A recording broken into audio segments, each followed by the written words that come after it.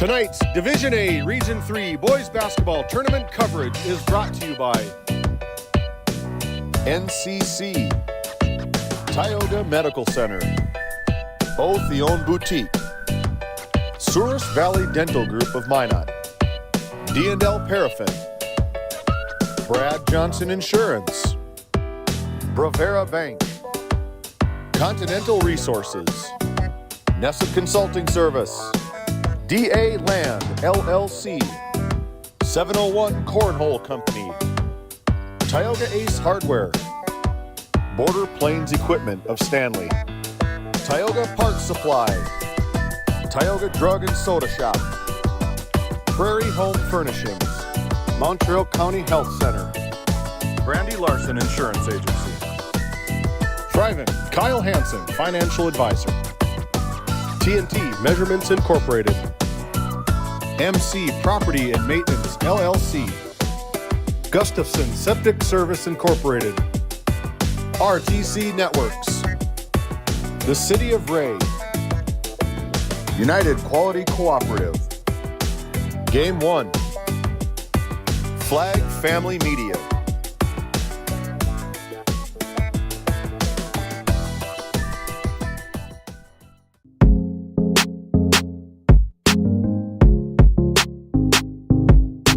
This copyrighted telecast is presented by the authority of Game Day Media, LLP, and may not be reproduced or retransmitted in any form, and the accounts and descriptions of this game may not be disseminated without express written consent by Game Day Media, LLP.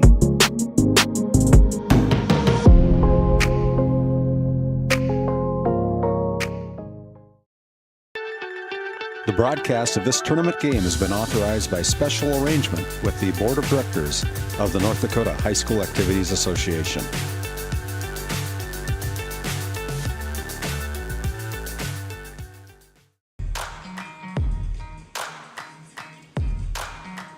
Welcome back to Game Day. Dallas Hansen courtside, along with my color man tonight, Pat Alberts. Executive producer David Peterson coming live from the beautiful campus here at Minot State University. We've got a fun one. 2 semifinal games coming at you. The Region 3 Boys Basketball Tournament continues on. First up at 6 o'clock, Stanley versus South Prairie Max.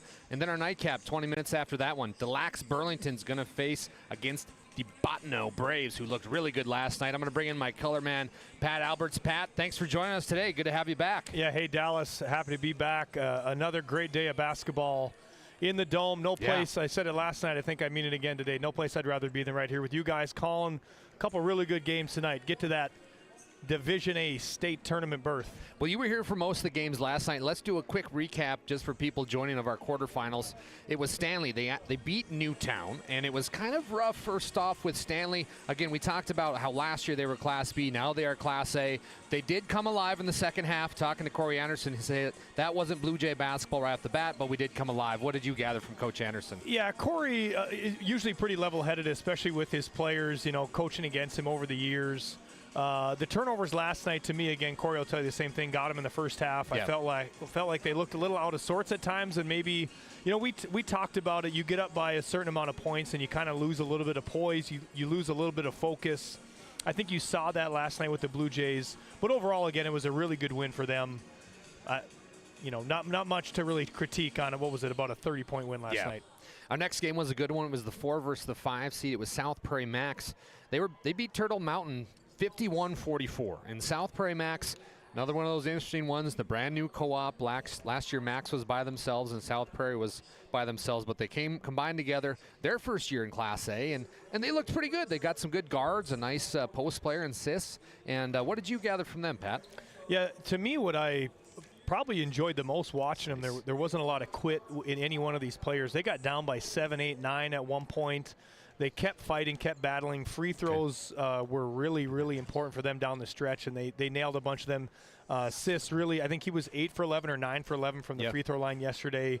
Really carried them, and he was the player of the game for them. But, yeah, it was a good game for them. I think they're going to have to play a lot better today against the Stanley Blue Jays. But, you know, nonetheless, it was really cool for them to get the opportunity here. Sis throws one down right nice during warm-ups. Then our next game was Delax Burlington against Ned Rose, and that was kind of a weird one, Pat. That was a 40-point ball game. Delax Burlington looked fantastic under head coach Chris Brown. And thoughts on that one, Pat? Yeah, I think it was 28-3 at the end of the first quarter. It was DLB early and often, led by Braylon Fisher. He had a tremendous game. He was everywhere. He was making, shooting some threes at a high clip, steals, rebounds, layups, you name it. He was a do-it-all player for the Lakers last night. I know the game got out of hand, but if you're Chris Brown, you have to be pretty happy with your players' effort. To get into a semifinal match, to leave no doubt, it was fun to watch those guys play. And then our nightcap was the Bottineau Braves beating the Rugby Panthers, but it was a back and forth game. Carson Hare for the Bottineau Braves. 2 points in the first half, came alive in the second half, had 17, and he became our Brad Johnson Insurance Player of the Game. Carson Hare proving why he can be possibly the Region Player of the Year here for boys basketball. Yeah, and I didn't get to stay for that one, unfortunately. Probably the let's say the most skilled player out of anybody in this tournament, in Carson Hare. Look for him tonight to continue on his prowess of scoring the basketball. I always say you can keep a shooter down for short periods of time. Most of the time, you're not going to shut him out. And yesterday is a perfect example. Fought through, had 19 total, 17 in the second half. Without him, they don't even come close to winning. So I imagine he'll get going again tonight, early and often, for the Braves. Yeah, he's got 608 total points this season alone. Wow. Carson Hare really balling out. That's a school record for the School of Bottineau. And as we continue on with our Border Plains Equipment pregame show live from the NCC Sports Desk, that brings us to tonight's games, Pat. Yeah. And our first one's going to be a fun one. Stanley Blue Jays, they face off against South Prairie Max Royals. And you know both teams. You've coached against Stanley, and you've watched the Royals. What's your thoughts here on this opener? Yeah, I mean, coached against Jade Larson, too. Jade Larson, longtime Max Cossack's coach, so had the opportunity to coach against both these guys. Probably pretty similar, I would say, in both of them. They are very disciplined coaches. They want their players to play a certain way and give it a certain amount of effort, which is really fun. Yeah. I always like coaching against guys like that because it made you play better, made you coach better. If you weren't going to prepare for some of those things, you were going to get kind of left in the dust. So both these guys, they love their programs. They love the kids that they got playing for them every day. I think this is going to be a pretty good matchup. Again, South Prairie Max is going to have to try to match up with the athletes on the Stanley side. But, I mean, they got, Josh Groniger, one of the better players. He might be the best player on the floor tonight for this game. Look to him to be an equalizer if they're going to stay with the Blue Jays. And then our nightcap, the final one, Delax Burlington Lakers. They're going to face off against the Bottineau Braves. And I think this is one of the more premier matchups in the state this evening. Two very, very similar teams.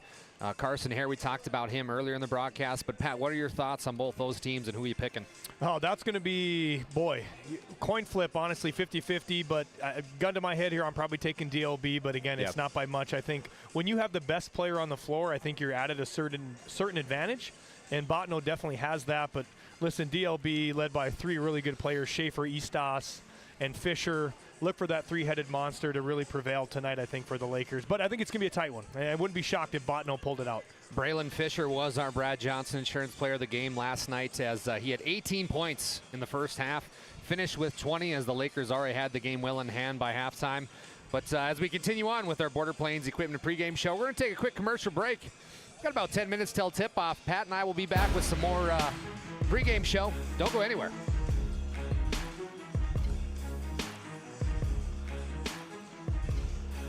Born and raised amidst the small-town love of Northwest North Dakota, we at Northwest Communications Cooperative understand the joy of being part of a great community.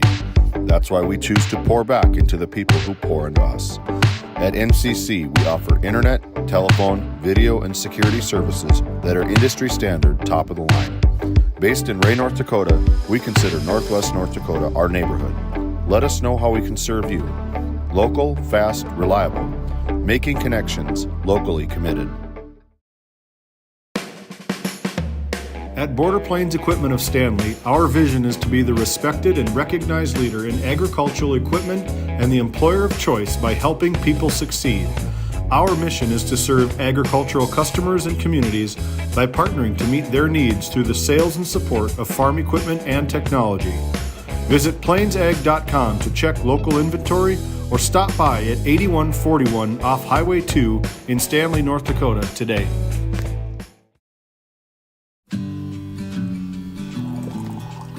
Hey Dad, will you check the cows? Use this instead, Grandpa. The cows look fine, Dad. In my day, we had to sleep in the barn to check the cows. Combining tradition and technology, respecting the past while embracing the future. RTC Networks.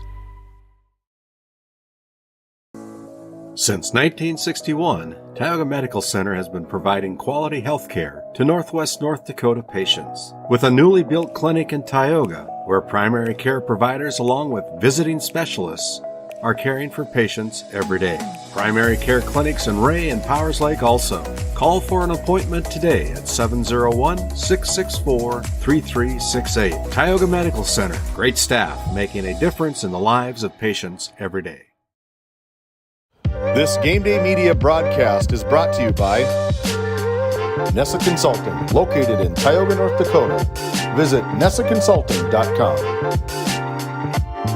United Quality Cooperative is your local co-op offering propane and bulk fuel delivery, as well as ag, feed, and livestock equipment with brands including AeroQuip, Payback, and High Qual.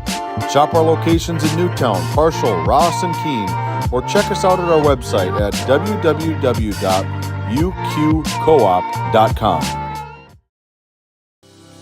Voted a top 20 critical access hospital in quality, our Level 5 Trauma Center is ready to handle all your emergency needs with our acute stroke ready certification and full lab and radiology departments. Our physical, occupational, and speech therapy providers are available for all your rehab care, and our family practice clinic provides a variety of care including well child and child immunizations. Psychiatric care is available by telehealth, and mental health is available in person. To schedule an appointment, call us at 701-628-2505 or find us on our website at stanleyhealth.org. Montreal County Medical Center, here to help you throughout a lifetime.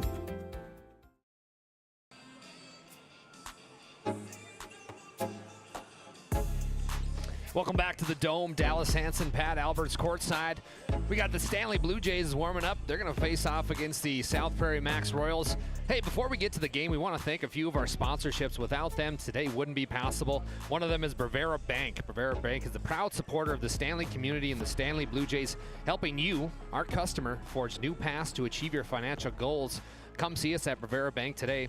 Also, DA Land LLC. DA Land LLC was established in 2021 as providing quality skid steer attachments, farm and ranch supplies, feed, and pet supplies to the Tioga area. Also, Kyle Hansen, Thrivent Financial. For all your financial planning needs in Northwest North Dakota, call Kyle Hansen or Becky Gettle, your local Thrivent advisors, at 701-628-2384. And also, the newcomer for our sponsorships, Property Purge LLC. Do you have a garbage, scrap, or home goods needing to be hauled away? Call Property Purge LLC, a company based out of Ray, North Dakota. They are locally owned, operated business specializing in junk removal, property cleanouts, and demolition services. There's no job too big or too small. You can find us on Facebook or give Levi Solom a call, 701-641-1264. And Pat, as we take a final look at the rosters here, kind of going over starters, you've seen both teams warm up. Any closing thoughts here? I'm just really excited to be in this building right now, Dallas. Again, I love basketball about more than I love anything else. I'm really excited for these kids getting this opportunity in a venue like this, these coaches, these fans. Thank you to the city of Minot getting out here. It's going to be a fun one. These next two games, it's going to be a lot of fun basketball today. Don't forget, Randy Peterson is on our Game Day Media other channel on YouTube here with audio only. He's down in Newtown, and he's going to have some really good basketball games. We were just talking about that. Unfortunately, our district got swept yesterday, but by a good bunch of good teams. I mean, there's all types of great players. So if you looking for a little audio only, or you're going to play us both, one on the iPad and one on the TV, that would work too. Yeah, we're going to pull up the bracket actually from that other division, and just so everybody can see what Randy Peterson's going to be dealing with. And on that side, Trinity Christian, they fell last night, Pat, to a really good TGU Titans team. Did you hear much about that one? I did. You know, obviously Trinity was out without Nibel, Cameron Nibel, a starter for them. But listen, TGU, tough, hard-nosed team. They got Hansen, the big kid for TGU. It was probably just too much to handle the size underneath. Him and Ty Schmidt, both really good players for TGU. And then it was West Hope boat racing, if you will. They beat Kenner by, what was it, 30, 35? 72-47 was the final of that one, but Hunter Broughton, I mean, my goodness, talk about a great Hunter Walker Broughton, excuse me. Well, talk about a great basketball player. No shock. They beat about everybody they played by that much this year. Arguably the best player in the state as far as the Division B and Division A. But, yeah, they can score in bunches, shoot a ton of threes, high percentage. No, not a real shock there. And then it was Bishop Bryan outlasting Powers Lake, Burke Central. And that was a weird one because we're used to the Ranchers always winning, but they ran into a really good team in Bishop Bryan. Well, Bishop Bryan has a couple kids that would start, again, at Division A, Division B, doesn't matter. I mean, Ramsey Walls could probably start on any AA team in the state. Tough guy to handle. Again, I know Powers Lake, Jordan Carlson over there very well. I'm sure it was a high-effort game, and unfortunately they ran into, like you said, buzzsaw that is Bishop Bryan. And then the last game, it was Alexander falling to our Redeemers 55-33. The Comets, though, had a great year. Alexander was one of the bottom dwellers, if you will, for a long time, but put up a heck of a run, a lot of good senior leadership, but their run comes to a close as they were beat by our Redeemers. So tonight, Randy's going to have the first game of the night. That's going to be at 6 o'clock. TGU versus West Hope Newburgh. Promises to be a good game. And then the nightcap, Bishop Bryan against the our Redeemers. So a lot of good basketball. Randy Peterson, again, will have audio only on the other Game Day YouTube. Also, if you're just now joining us, make sure you like and share our YouTube page. It's at Game Day Media ND. That's our YouTube. Share with friends and family. All it takes is a simple copy and paste. And also give us a thumbs up. It helps with everything that we do here on YouTube. And we're able to have a very successful night last night, Pat. Over 10,000 views. I believe we had at one point right around 1,100. They were simultaneously streaming. So, I mean, amazing things here at Game Day. Yeah, it's fun to see. Again, kudos to Randy, to David, to Owen, to James. I know they're guys, doing the dirty work behind the camera. Thank you, guys. Yeah. It's really fun. Happy for David and Randy. This is, again, I know a dream that they had, and putting it into reality, and I just kind of get to be with you along for the ride. So same here. And, hey, don't forget about us on Facebook, Game Day Media, and David's always busy putting up our Brad Johnson Insurance Player of the Game. We have a picture which is pretty unique, and as always, we're just our big aim here for this company is to promote Northwest North Dakota athletics, and that's a good way to do it. I mean, they make their way through sports media. We're going to talk a little bit last night about Carson Hare. He was our Brad Johnson Insurance Player of the Game. Pat, off air right before we went live here, I was telling you how he had 2 points in the first half yesterday. Rugby did a great job face guarding Carson, but then in the second half, the Carson Hare show started. He had 18 alone in the second half. Yeah, and again, like I said earlier, it's tough to keep a score down, a kid that talented. Tonight's got to be the same story. If you let him get going, it's going to be a long night. And interviewing Coach St. Clair after the game, Carson did get an injury, and I asked Coach St. Clair, I said, hey, what were your thoughts there? And he goes, I started praying. That's all you can do. I started praying immediately. Take my leg. But it's going to be a lot of fun tonight. Again, our Brad Johnson Insurance Player of the Game last night was Carson Hare, and he's going to be in our nightcap game. But first game of the evening is going to be the #1 seed Stanley Blue Jays. They're going to face off against the 4 seed, the South Prairie Max Royals. Promises to be a fun one. The Royals are coached by Jade Larson, a longtime Max coach, and the Blue Jays coached by our mutual friend and a great human being, in Corey Anderson. Well, before we get to that, we've got the national anthem here, and Pat, we've got a bunch of students. It looks like a bunch of Bottineau students down there, so we're going to tune in. We're going to keep it right here for the national anthem, and we're going to listen to them. So I will let them take it away here. The Bottineau student athletes will have our national anthem.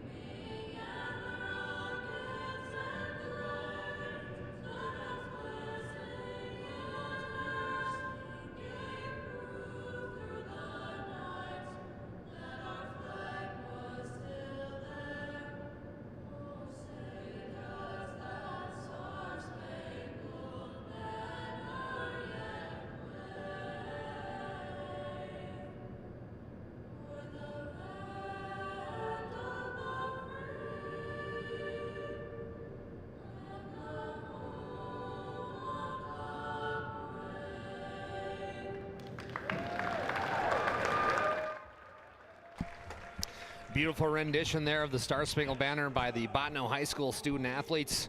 That was good, Pat. That was really good. That was good. You know, a coach, longtime coach, you know this, probably the same feeling when you get to see some of the way these renditions are sung, some of the kids that do them. It's really fun to see. Great way to start the night. We are now ready for our starting lineups here as we're coming to a close with our Border Claims Equipment pregame show live from the NCC Sports Desk. Thank you for choosing Game Day wherever, however.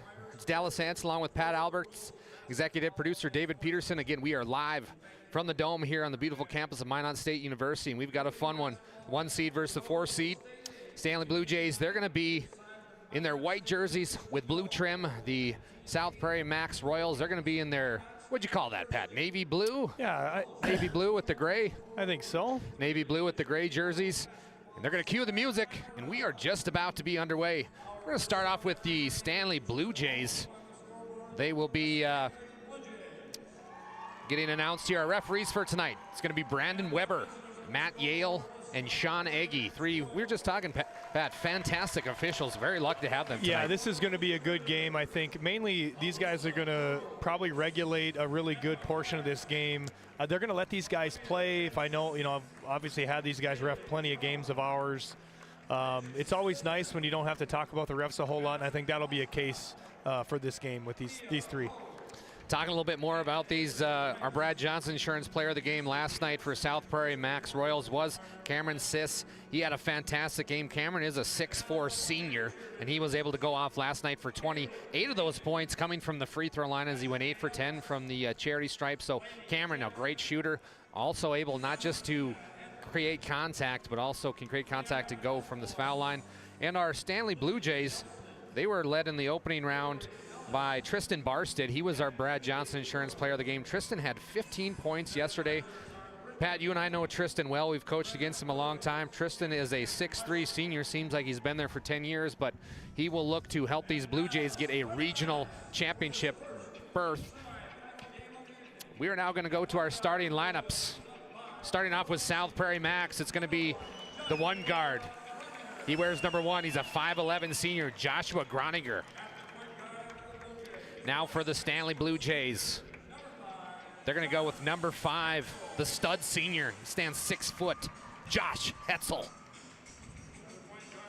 Boy, Hetzel versus Groninger is going to be a heck of a matchup. It's going to be a fun matchup here tonight, both these guys. Next up is going to be for the South Prairie Max, Ethan Dobson. Ethan is a 5'8" senior. Ethan wears number 11. Next up is Corey Anderson, one of his favorite players, a 6'2" junior, Drake Schlosser. Yeah, Drake wears number 0. This matchup here, too, 2 high-energy defensive players. If these guys get matched up together, it's going to be a fun battle as well.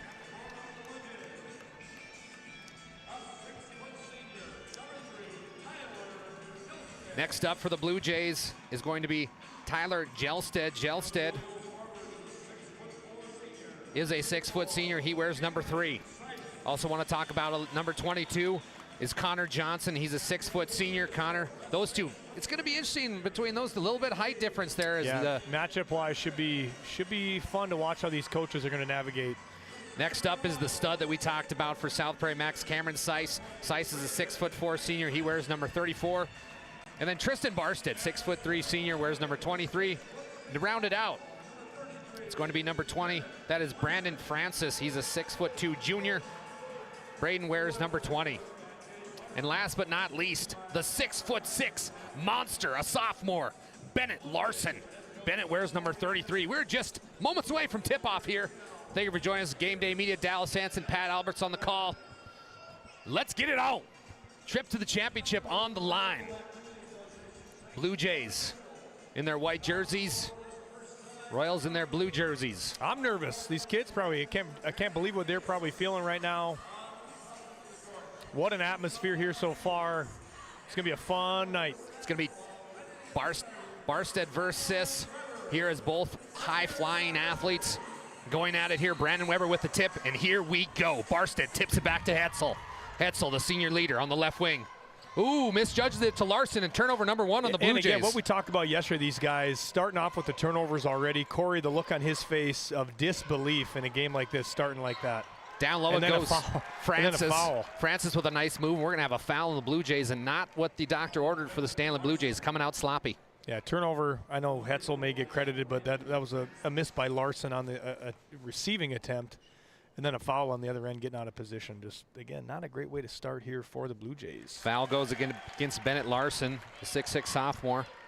First one is up and good. Braden Francis, he's been a nice role player here for the Royals. Talking to Coach Larson a little bit, saying Braden's a little bit of a motor guy. He is not the best offensive player on the team, but he gives a ton of effort on defense.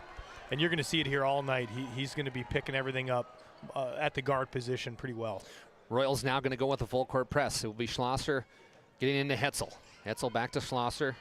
Looks like a little bit of a man press here from the Royals. Yeah, and it can confuse you into a zone, but they really pressure out into a man for the most part when you get to the corners. Gelsted, mid-range jumper. Nice shot from Tyler Gelsted, connects. Good start for him. Again, senior player, been around for a long time. Nice to see him get a bucket to go early. Johnson now gets it back to the Groniger, one of the senior leaders on this team. Nice player for the Royals so far this year. Down low they go to Sis. It's going to be off his fingertips, but it is tipped out of bounds by a Blue Jay. It will be Royal basketball under their own hoop. 7:14 left here in the first quarter. Blue Jays up 2-1. I like that action by South Prairie Max. Again, you got to be ready for it if you're Stanley. Just being able to not trail that screen, you got to stick underneath it. Johnson gets it back quickly over to Groniger. Groniger top of the key, back over to Johnson. Johnson on the left wing, drives. Kicks out to Sis. Sis back to Johnson on the right wing.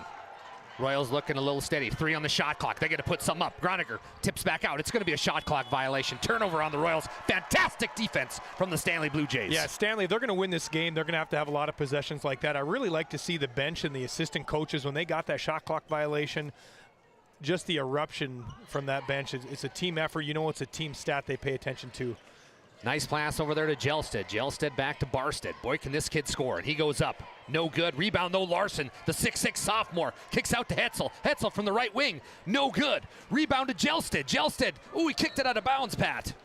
He did, but what I'll say here is you've seen the size already in that possession alone come into play. If I'm Stanley, I want to be patient.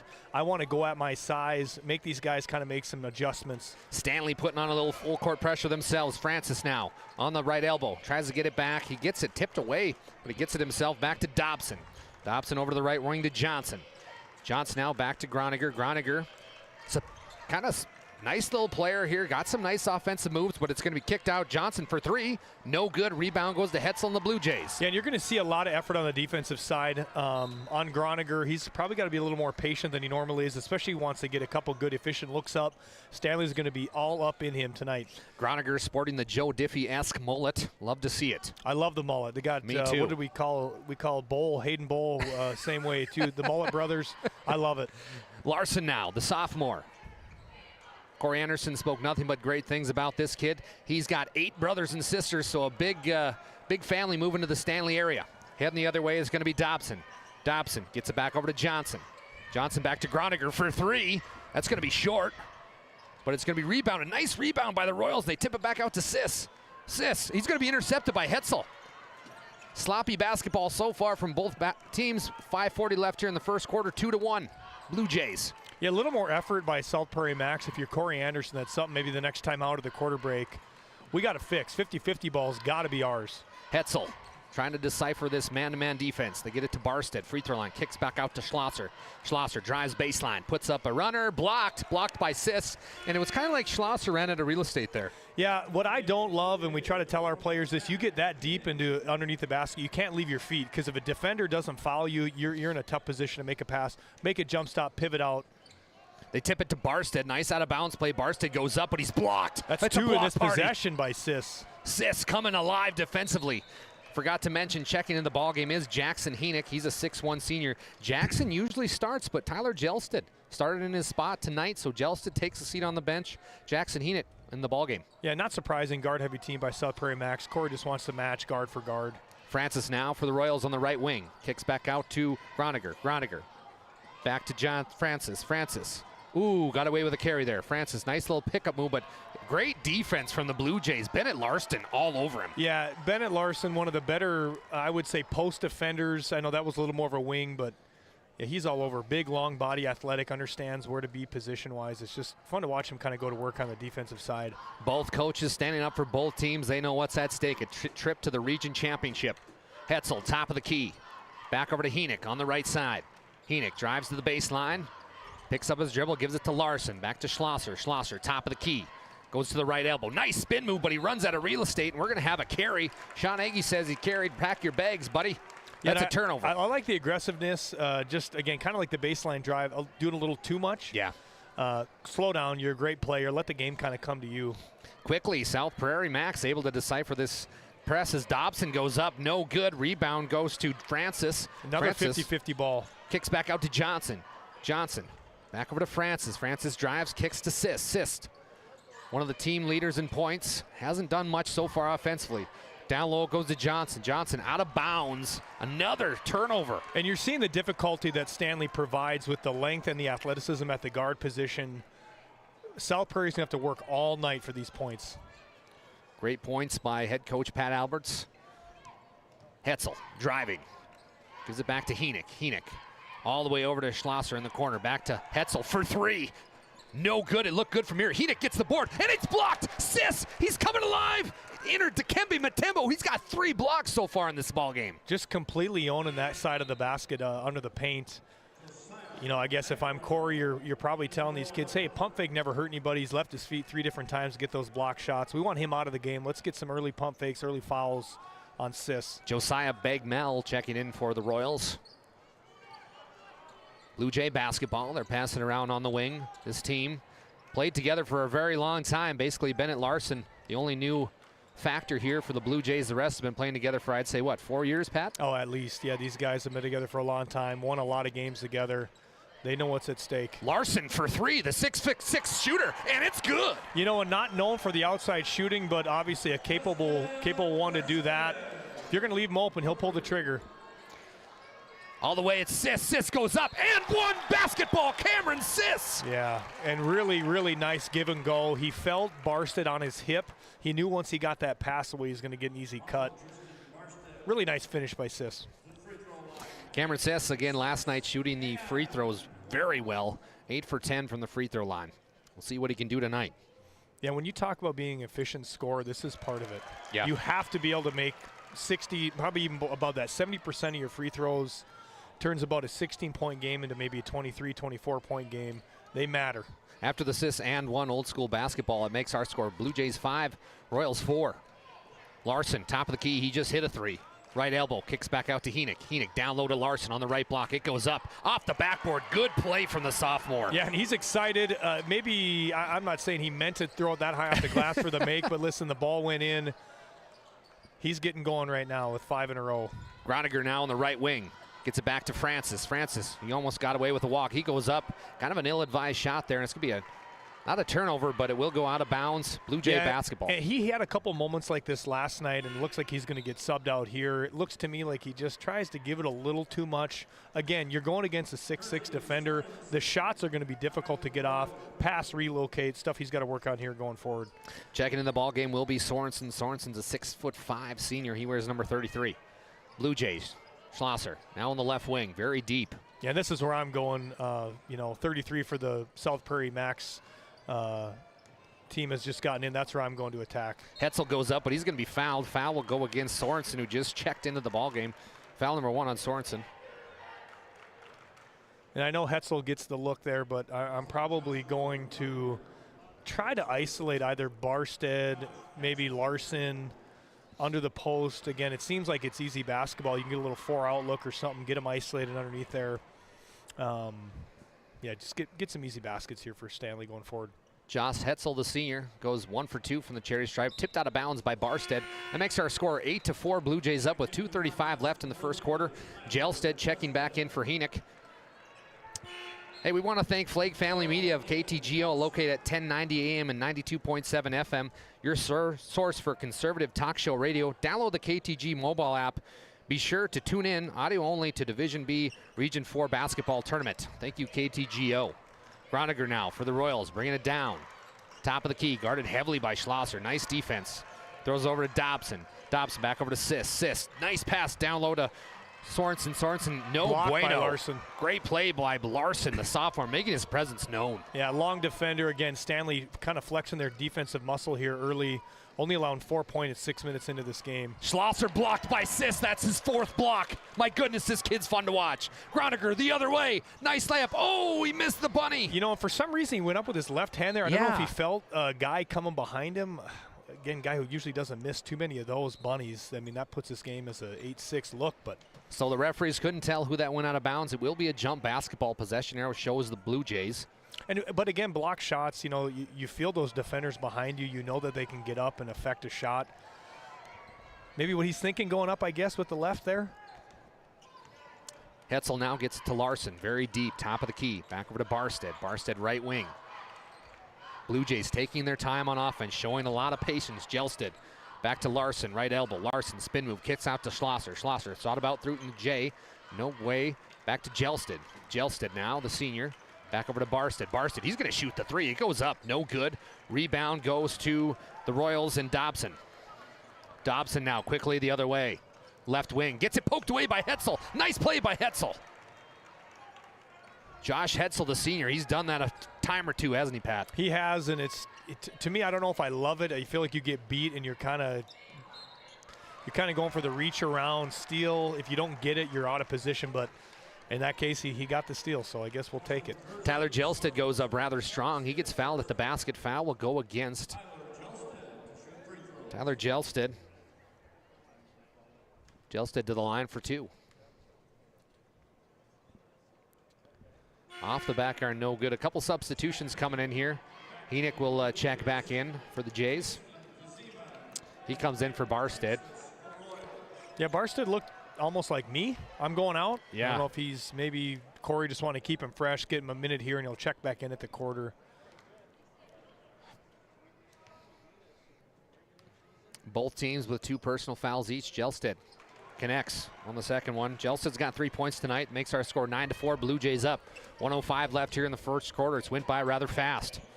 Johnson now gets it back over to Kazima. Kazima down low to Dobson. It's up. No good. Rebound. Kazima gets it back up. Tipped way out, and Schlosser, he's going to foul. Ooh, ill-advised foul there, I think Pat. they're going to call over and back, actually, before the contact. Okay. Yeah, first touch here. I know it's tipped, but it's first touch on this side by the offensive team. It's going to be over and back. But it would have been a foul. I think he collided with him almost simultaneously. Schlosser, the junior, big part of this Blue Jay team. 51 seconds left in the first quarter. Schlosser takes the ball. Back over to Larson, very deep, top of the key. Larson gets it to Henick. Larson looks tired. He does. That's when Barstead went out, I almost thought they were going to try to go for Larson just to get him that minute. I know it doesn't seem like a lot, but as a player, if you can get a minute on the front end, you get the full quarter break. And then you go, I like to go like first whistle. So if it's, 1 second in or 30 seconds in, whatever it is, it's a good little break, especially for these high school kids. Most of them are in pretty good shape. Speaking of not getting a very long break, Joshua Groninger checks back into the ballgame for the Royals. They're by far best point guard. Not getting much time. Held but he in did check so far. Yeah, really. He's been scoreless. It's going to be Francis all the way down. Kicks it back out to Dobson. Dobson gets it back to Groninger. Groninger takes the screen. Tries to get it back to Francis, but it's almost tipped away. Sis gets it. Almost shoots a 3. Picks up his dribble in no man's land. Puts up a shot. Ooh, almost went in. Nice play from Sis, but no good. Shot clock is off. 14 seconds left, and Hetzel's going to walk it up for the Blue Jays. Corey's got a set called here. Look about 3-4 seconds. He'll look at a shot up here. Time to rebound at the end. Hetzel dribbling. Top of the key. Nice pass down to Schlosser. Schlosser goes up and good. Beautiful basketball from the Jays to make our score after one. Blue Jays 11, Royals 4. Your Toyota Medical scoreboard reads that. We'll be back in 30 seconds.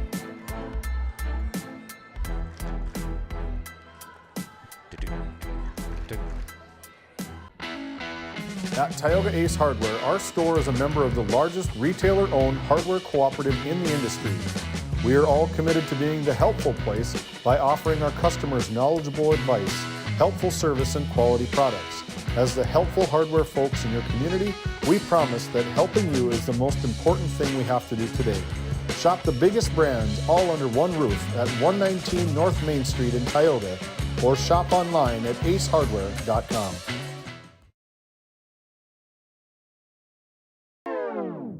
This Game Day Media broadcast is brought to you by Napa Tioga Parts Supply, located at 105 North Main Street in Tioga. Visit napaonline.com. TNT Measurements Incorporated, providing oil and gas allocation meter proving, calibrations, and production facility lack provings. To schedule your proving, contact Derek Thompson at 701-421-1351.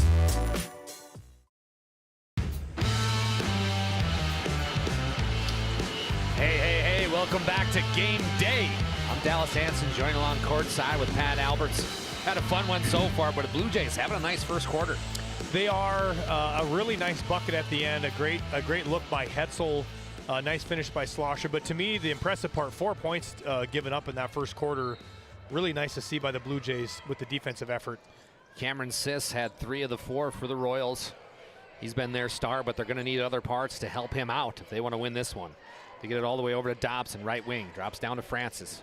Francis dribbles down low, finds Johnson. Johnson goes up, no good. Rebound, tipped around. It's going to be Blue Jay basketball. Yeah, and you got kind of the two, I don't want to say twin towers, but you get Barstead and Larson in there. Rebounds are going to come at a premium. Those two look to own both of these going forward. Hetzel gets it to Henick. Hetzel now back to Schlosser. Schlosser dribbling. Whoa, we're going to have offensive charge. Offensive charge will go against Drake Schlosser, his first. I don't know that I love that call. I felt like Schlosser beats him to the spot. Guy's kind of out of – I know that you don't technically have to be set for it to be an offensive foul, but I don't love that one. It'll be the Royal basketball. Groniger now brings across the half-court timeline. Finds it back to Dobson. Dobson on the right wing, gets it back to Francis, top of the key. Royals now swinging the basketball around. Fine down low to Dobson. Back to Francis for 3. Francis, no good in that one. Awkward shot, and quickly the Blue Jays heading the other way behind the back to Hetzel. Hetzel, Barstead. Nice pass down low to Larson. Larson goes up, contact, and good. Boy, is this sophomore coming up big. Really good step through, absorbed a lot of contact there, but again, his height and his length allow him to get that shot off. The kid's got a little swag, too, as he's going down, shaking his head. I'm ready to go. Larson's got 7. It's going to be Francis, top of the key, over to Siss. Siss goes up. Ooh, in and out, but Hetzel gets another rebound. And this kid, for being a point guard, Josh Hetzel, getting a lot of boards. Yeah, he's not afraid to get dirty. He likes going and rebound. Again, if you want to be a good team, your point guard's maybe got to be your toughest player. It sure helps out every other position. Henick back, makes a nice pass to Schlosser. Schlosser probably should have shot that one. Spin move, kicks out to Barstead. Barstead for 3, and good! Tristan Barstead. Yeah, I look for a timeout here probably by South Prairie. Max, again, getting a little position, out of position on the defensive side of the ball. Just no rotation out to the three-point line. South Prairie Max digging themselves in a hole deep. Groniger trying to cut into this 12-point lead. Groniger, free throw line, puts up an ill-advised shot. It's going to be rebounded by Barstead. Barstead's grabbed by Groniger. Foul will go against Joshua Groniger, his first personal, and probably a frustration foul, Pat. 100% a frustration foul. I don't know if he's scored yet. Yeah, just trying to get something going for his team, but again, defensive effort by Stanley is just limiting him a whole lot. 16-4, Blue Jays are up here. 6:05 left in the first half. Hetzel, the point guard, rebounding machine, brings it back down low to Larson. Larson back over to Barstead on the left wing. Schlosser now making his way to the top of the key. Blue Jays taking their time. Hetzel takes the screen from Barstead. Didn't really use it though. Gets it back to Henick. Henick down low to Larson on the left block. Kicks back out to Barstead. Barstead thought about pulling the tray. Back to Schlosser. 6 seconds on the shot clock. Schlosser puts up the tray. No good. Rebounds tipped around. It's Henick. Henick. We're going to have a foul, though. Foul will go against Jackson Henick. I'm not sure what he did there. It's going to be an offensive foul against Jackson Henick. We're going to have a timeout on the floor. Timeout, Royals. We're going to take a 30-second break. We'll be back with more boys basketball here on Game Day Media.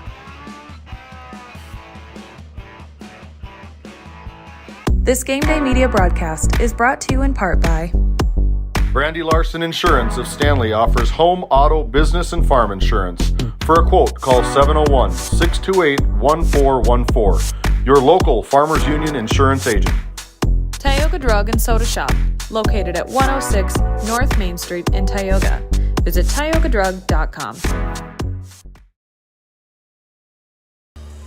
Welcome back to the Dome. Dallas Hansen, Pat Alberts on the call. And Pat, looking at one of the stats for South Prairie Max, they are 1 of 14 shooting the basketball field goal wise, Well, and that's not going to win you many games. It's not. They're going to get probably blown out here if they're not going to get started a little more efficient. But we talked about the defense by Stanley. This is no shock. Every player on this position can guard, and they're showing it right now.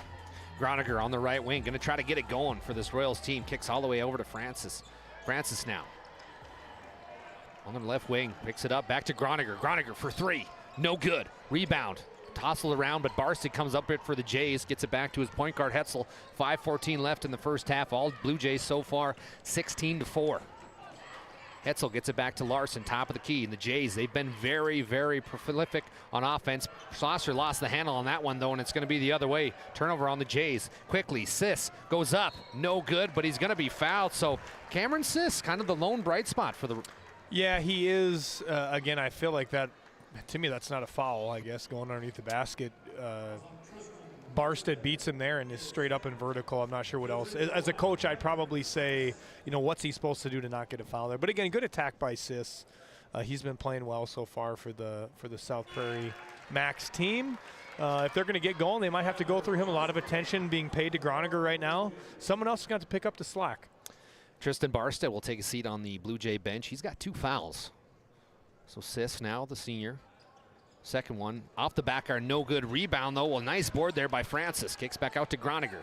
Groniger all the way down low. Oh, off the fingertips of Johnson. Turnover number 5 already on the Royals.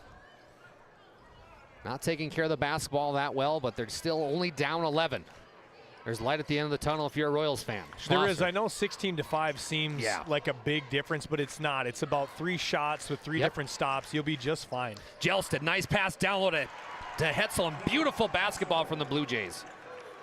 But you can't have those. You want to get a, you want to claw back. You got to get some stops. Hetzel's got 3 tonight. Been involved in just about every play, though, whether it's a defensive rebound and pushing the basketball. Sis now gets it back over to Johnson. Johnson almost gets it stripped back over to Dobson. Dobson kicks out to Sis. Sis drives baseline, goes up, and he's going to be fouled. Sis will go to the line for 2, and I believe that foul will go against Henick. Yeah, and if it is, that's number 2 on him. That means he'll probably take a seat. Could see his brother come in and sub for him. Again, Sis with another a great attack. Again, we talked about Groniger getting a lot of attention. He's going to have to carry some weight here. Looked like the Blue Jays kind of got out of rotation a little bit.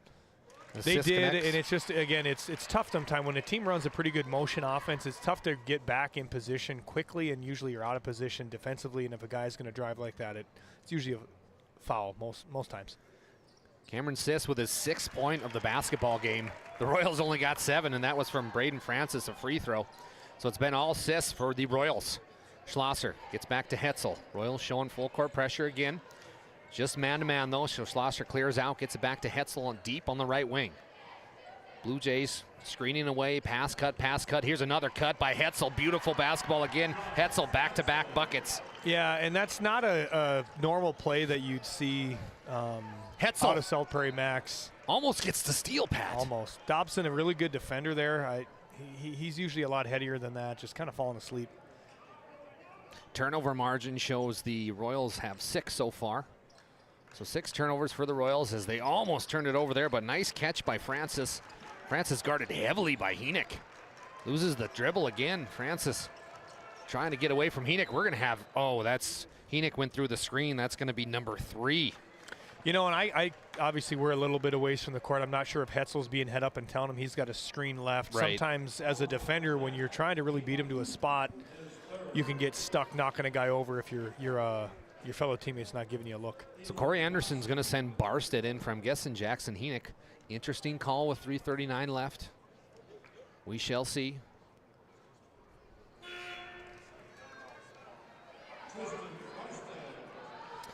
These two did play in February. Stanley beat them 76-56. So they do know each other a little bit. I think Sis was out for part of that game, though. Yeah, I think Sis did sprain his ankle in that game. So last night was his first game back. He played well. Not able to connect on either of those free throws. That's big misses. You can't leave boards on the points off the board here as Hetzel brings it top of the key. He fakes to Schlosser. Nice pass down low to Larson, and Hetzel's just throwing it everywhere. Larson misses it, though, and it's going to be Royal basketball. Sis bringing it down now. He's been doing everything for the Royals so far. Sis on the right wing. Gets doubled by Hetzel. Down low it goes to Francis. Francis back out to Sis. Sis, he's going to put up the tray. It's up, no good. Rebound though, high flying Johnson. Johnson's going to get a foul and he'll go up for 2. Yeah, great effort by Johnson here, crashing the boards. Gelsted just out of position. Can't quite get a body on him, but again, if there's something South Prairie Max is doing well here, it's the 50-50 balls. Yeah. They've gotten about every one, just haven't been able to convert on a few of those. Let's see if they can kind of claw back into this thing with a few more effort plays like that. Connor Johnson, the 6-foot senior, wears number 22, his first points of the basketball game. Goes 1 for 2, but Sis gets the rebound. This kid, extra effort all the time. And I'll tell you this. Puts up a shot. No good. Oh, they just missed that one. Barsted out of bounds. Get it back to Groniger. Oh, another bunny missed. And the Royals have had opportunities. They have. They just cannot convert. Groniger, I don't think, has missed probably 5 of those in his whole life, and he just missed 2 on 1 possession. Barsted misses from a nice pass from Schlosser. Groniger now the other way, all the way. Full court pass to Sis. Sis, nice Euro step up. No good. Is there something on the rims right now? Gotta be. Both these teams are having a trouble with these layups. 20-8, 2:30 left here in the first half. Hetzel, get it down low to Schlosser somehow. Schlosser, jump stop. Tries to kick it back, but Schlosser traveled. That'll be another turnover on the Blue Jays. Their 7th turnover so far. So both teams pretty identical in the turnover column. It is, and it's hurting both these guys because if Stanley didn't have some of these turnovers, I think they'd have this thing about blown open. Yeah. Vice versa for South Prairie Max. If they could have converted on a few less of these turnovers, they'd be right in this thing. Francis got away with the travel there. Kicks it back out to Groniger. Groniger. He's going to drive. Bodies are flying. Sis ended up wide open, but it's going to be a turnover on the Royals. And like you said, with 2:10 left, if both teams could maybe control some of these turnovers, we'd be dealing with a definitely different basketball game. 2 different spectrums of it. I think you're getting a little, I would say the game's getting a little sloppy. If I'm the refs, you're going to see maybe a quicker whistle here, I think, to make up for some of that, at least to appease some of these fans in the crowd. But yeah, it's getting a little pushy, a little shovey. Coaches are kind of screaming right now. Larson takes a big jump, gets it to Hetzel. We're under 2 minutes left here in the first half. Stanley 20, Royals 8. Gets it to Gelsted. Gelsted on the left wing, back to Larson, top of the key, over to Hetzel on the right wing. Hetzel takes one dribble, gets it to Barsted. Barsted back to Hetzel. Hetzel puts up the tray. Money in the bank. Hello, Josh Hetzel. And that was deep. That was outside the white line on the court here at Minot State. Tremendous shot by Josh Hetzel to push this lead out. Hetzel's got 8. He's got the same amount that the Royals have. This kid's balling tonight. Groniger, free throw line, elbow. Puts up a nice pass, though, down low to Sorensen. Sorensen kicks back out, and it's going to be out of bounds, but it's going to be deflected by Barsted, so the Royals will get the basketball.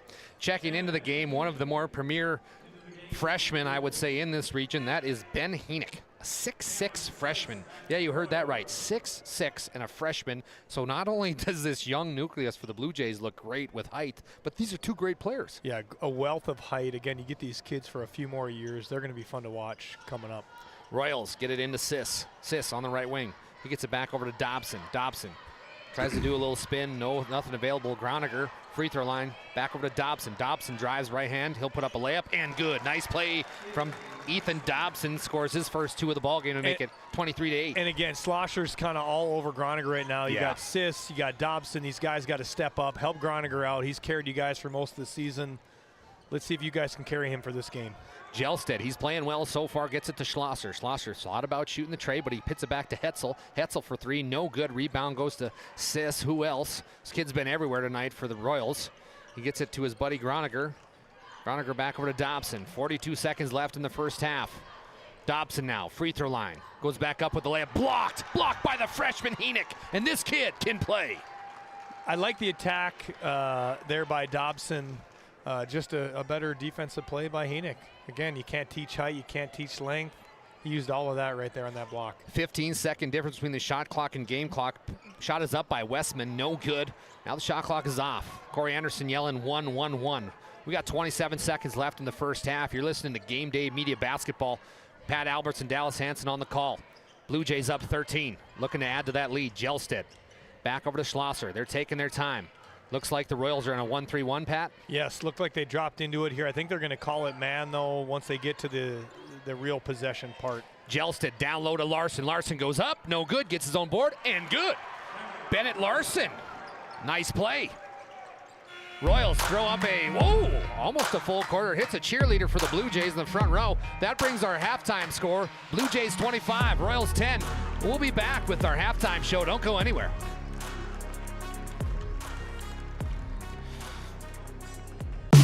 This Game Day Media broadcast is brought to you in part by MC Property and Maintenance LLC is a family-owned and operated property management, maintenance, and handyman company based in Stanley, North Dakota. From lawn care to snow removal and everything in between, let us manage every aspect of your rental, property, and maintenance needs. To schedule an appointment, call Max at 701-641-2772.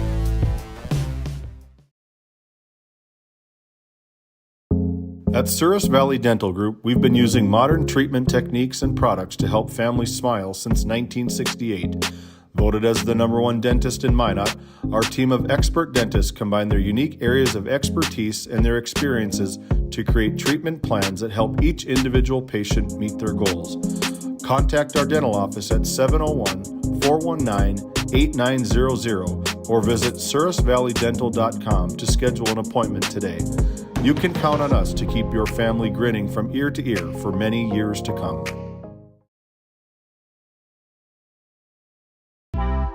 D&L Paraffin Incorporated is a local family-owned hot oil company that has been in operation since 1981. We work hard to develop good business relationships with the oil field companies in the Tioga area. While offering services north of Lake Sakakawea, we focus on integrity, hard work, and safety. For all hot oil services, call dispatch at 701-641-3065 or 701-641-6310. And for hiring information, be sure to follow us on Facebook at DL Paraffin. This Game Day Media broadcast is brought to you in part by Otheon Boutique. Shop in person in downtown Tioga or visit their website at shopotheon.com. Gustafson Septic Service Incorporated, family-owned and operated since 1986. Offering septic service, portable restrooms and hand wash, sewer jet and camera services. Located in Stanley, North Dakota, call for a free quote at 701-628-2960.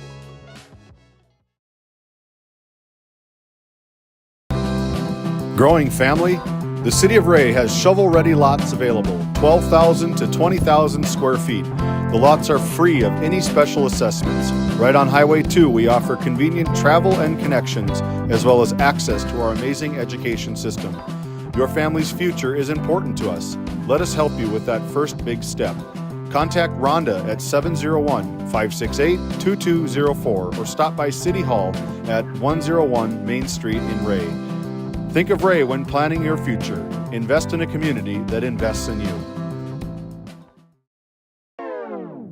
This Game Day Media broadcast is brought to you by Napa Tioga Parts Supply, located at 105 North Main Street in Tioga. Visit napaonline.com. TNT Measurements Incorporated, providing oil and gas allocation meter proving, calibrations, and production facility lack provings.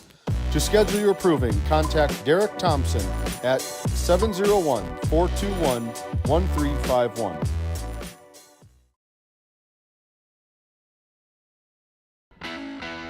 At Tioga Ace Hardware, our store is a member of the largest retailer-owned hardware cooperative in the industry. We are all committed to being the helpful place by offering our customers knowledgeable advice, helpful service, and quality products. As the helpful hardware folks in your community, we promise that helping you is the most important thing we have to do today. Shop the biggest brands all under one roof at 119 North Main Street in Tioga or shop online at acehardware.com.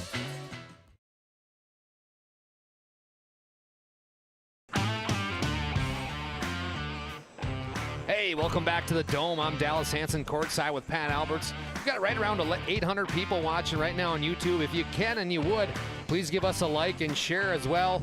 We're getting some Diet Cokes up here, getting ready to go for our halftime show. Just want to give a quick shout out to Joey's Bar in Crosby, North Dakota. Pat, they're watching. Chris Tissy and the boys appreciate always putting up with us and watching some great basketball. We got some individual stats we want to talk about. The South Prairie Max Royals, they're down right now 25-10. We're going to start off with Ethan Dobson, the 5'8 senior. He's got 2. Braden Francis has 1. Connor Johnson has 1. And Cameron Siss, the lone leader. He's got 6, over half of their points. Turning it over to the number 1 seed, Stanley Blue Jays. Duke Schlosser has 2. Tyler Jelstead has 3. Josh Hetzel has 8. Tristan Barstead has 3. And Bennett Larson, the 6'6 sophomore, he's got 9. Pat, let's bring you in right now. You said you got a stat you kind of discovered that you want to take a look at. Go ahead, take the floor. I do. You know, I think it was a pretty, we get these stats, we got kind of a cool little system up here. It's basically a live look in at every stat that you could imagine. But South Prairie right now, South Prairie Max, excuse me, shooting 2 for 22 from the floor. Just for reference, Stanley's got up 24 shot attempts. South Prairie Max has 22. So really the shot attempts are about the same. But again, the defensive stymie from Stanley. Chili's hot in Stanley right now. Just everywhere on the defensive side of the floor. If they keep this up, I mean, they might be looking at another, 30, 40-point win here for the Stanley Blue Jays. We've got an update from District B basketball down there with Randy Peterson on the other Game Day Media YouTube page. It's the West Hope Newburgh Sioux. They are beating TGU right now 37-25, and that promises to be a good game as well, Pat. It does. I know West Hope, obviously, the number 2 seed, to me, one of maybe the best Class A or B player in the state in Walker Broughton. But TGU, a tough team, hard-nosed team, well-coached, super disciplined. They got a couple kids, Ty Schmidt, Hansen on the team. I expect that one to go down to the wire, but again, I think too much Walker Broughton. It's going to be West Hope pulling away in that one, in my opinion. Well, you've been listening to our halftime show here. We've got the number 1 seed Stanley Blue Jays up 25 against the South Prairie Max Royals. They are the 4 seed 10. We're going to play some more sponsorships as we appreciate every one of them for making today possible. We'll be back here in about 3 minutes with our second half for Game Day Media. While being the largest leaseholder in the Bakken, Continental Resources believes that we are among the most efficient and cost-effective producers of oil and natural gas on the planet. One of the most effective ways of putting action behind our values is by giving to those communities in which we operate. American Energy is a huge contributor of tax revenue to local, state, and federal governments, an economic catalyst, and a job creator. If you want to work in an environment that encourages teamwork and putting your ideas into action, visit CLR.com to start your new career today.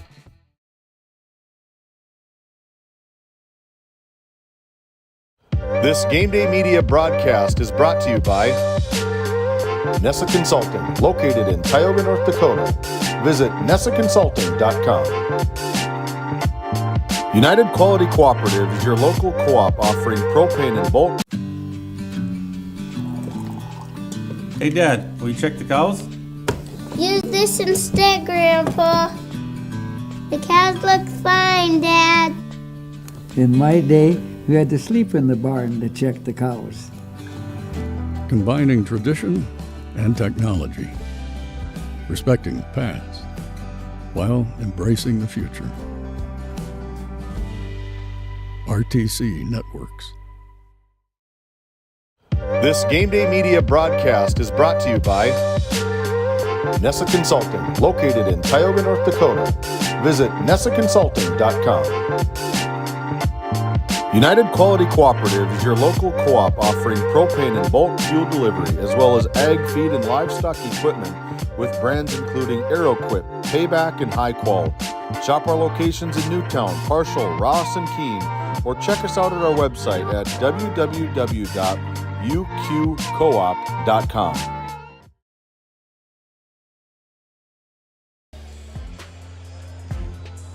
We're back here. We got 1:15 left before the second half. Tips off. Hey, Pat, quick question. Do you like the show Hoarders? Hoarders, it's a good guilty pleasure show. Yes, love it. Hey, we've got a guy that deals with that kind of stuff. It's called Property Purge LLC. Do you have garbage, scrap, or home goods that need to be hauled away? Call Property Purge LLC, a company based out of Ray, North Dakota. They're a locally owned business specializing in junk removal, property cleanouts, and demolition services.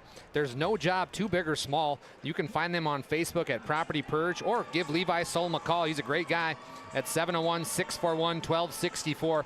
Okay, Pat, we're going to put the coaching hat back on you. Yes. If you are South Prairie Max Royals and Coach Larson, what are you preaching to your kids? We have to get Groniger going. He's our best player, best shooter, best ball handler, best finisher, all those things. What do you have first half? 2 points, I think? Yeah. No points. Groniger He didn't score. Okay? Groniger didn't score. He's probably averaging minimum 15, 16, 17 points a game.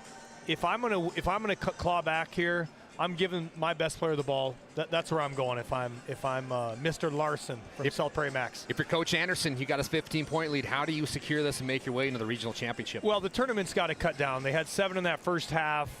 Really have to make some extra effort on the offensive side of the ball to get some better looks. I'd like to see the ball enter the post a little more. I'm a back to the basket kind of guy. Let's get a post touch. Always open on the outside, especially with some capable shooters in Schlosser and Hetzel. Before we tip off our second half, we want to give 701 Cornhole Company a quick shout out. They are one of our premier sponsors. Custom cornhole sets make your cookouts even better.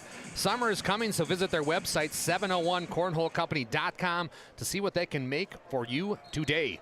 Second half is underway. Hetzel, who else? He's going to get the basketball here, up 15 points. It's going to be Barsted on the right wing. Barsted. Blue Jays again being very patient with the basketball. Gets it to Larson, top of the key. This kid had a great first half.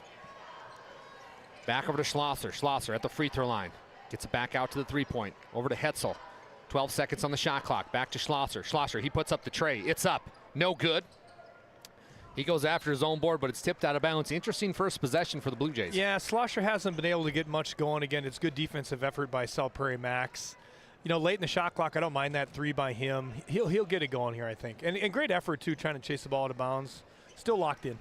Groniger now remains scoreless. He's been one of the stars for the Royals so far, but he hasn't got it going. He gets it back over to Dobson. Dobson on the right wing. Kicks back over to Francis. Francis back to Seiss. Seiss on the right elbow. Pump fakes, picks up his dribble. Back to Dobson. Royals looking a little lost so far here offensively, trying to right the ship here and get back in this ballgame as they're down 15. Groniger. Guarded heavily by Schlosser. Puts up the runner. No good. Rebound will go to the Blue Jays and Hetzel. Hetzel, he's been everywhere on the court so far tonight. Gets it over to Gelsted. Gelsted on the right wing. Back over to Hetzel. Hetzel to Larson on the free throw line. Larson making a move. The kid goes up. No good. Rebound goes to Seiss, and Seiss kind of been the vice. Once it gets in his hands, it's not going to get away. He has rebounded the ball very well today. Again, an assist right there that he'll get. Getting the ball pushed up the floor. Just needs some help around him today. Francis with a nice layup. He's got 3 tonight. Hetzel on the right wing. Hetzel drives on the elbow. Gets it down low to Schlosser. Nice cut. Schlosser goes up. Blocked by Seiss. Again by Schlosser. But it gets it down to Larson. Larson goes up and good. The basket will count. Nice play by Larson. Just a lot of effort. Both teams here playing really hard, but again, the height, the length, we talked about it before. The no-quit attitude. Nice finish. Good end one. Let's see if he can complete the three-point play. Larson trying to become the Brad Johnson Insurance Player of the Game. He's got 11 so far for the Blue Jays. 6:17 left here in the third quarter. Thank you for choosing Game Day Media. Larson goes up and good. So the old school three-point play is completed by Bennett Larson. Groniger, again, trying to find his first points of the basketball game. He's a big piece for this Royals offense. Groniger drives left. Gets it back over to Johnson. Johnson back over to Cameron. Cameron back to Groniger on the left wing. Groniger, he drives, puts up another runner. It's blocked by Larson. My goodness, Pat. Out of nowhere, coming from the weak side, what a tremendous block by Larson. Again, Groniger just scoreless here. We're 2 minutes into this third quarter, and he still does not have a point. Larson, though, showing a little swagger as he went down the court. He is. You know what? And he's got a good vibe to him today. It's kind of been fun to watch. He seems really locked in, like he's having some fun, and that type of stuff rubs off on your teammates. Tyler Gelsted, meanwhile, go have yourself a jumper. Nice little play there from Gelsted. He's got the start tonight, showing why. Ooh, and Groniger throws it out of bounds. Can't have that happen in the regional semifinal, and just as that, the Royals want some time. They got to figure this thing out. They're down 30-12.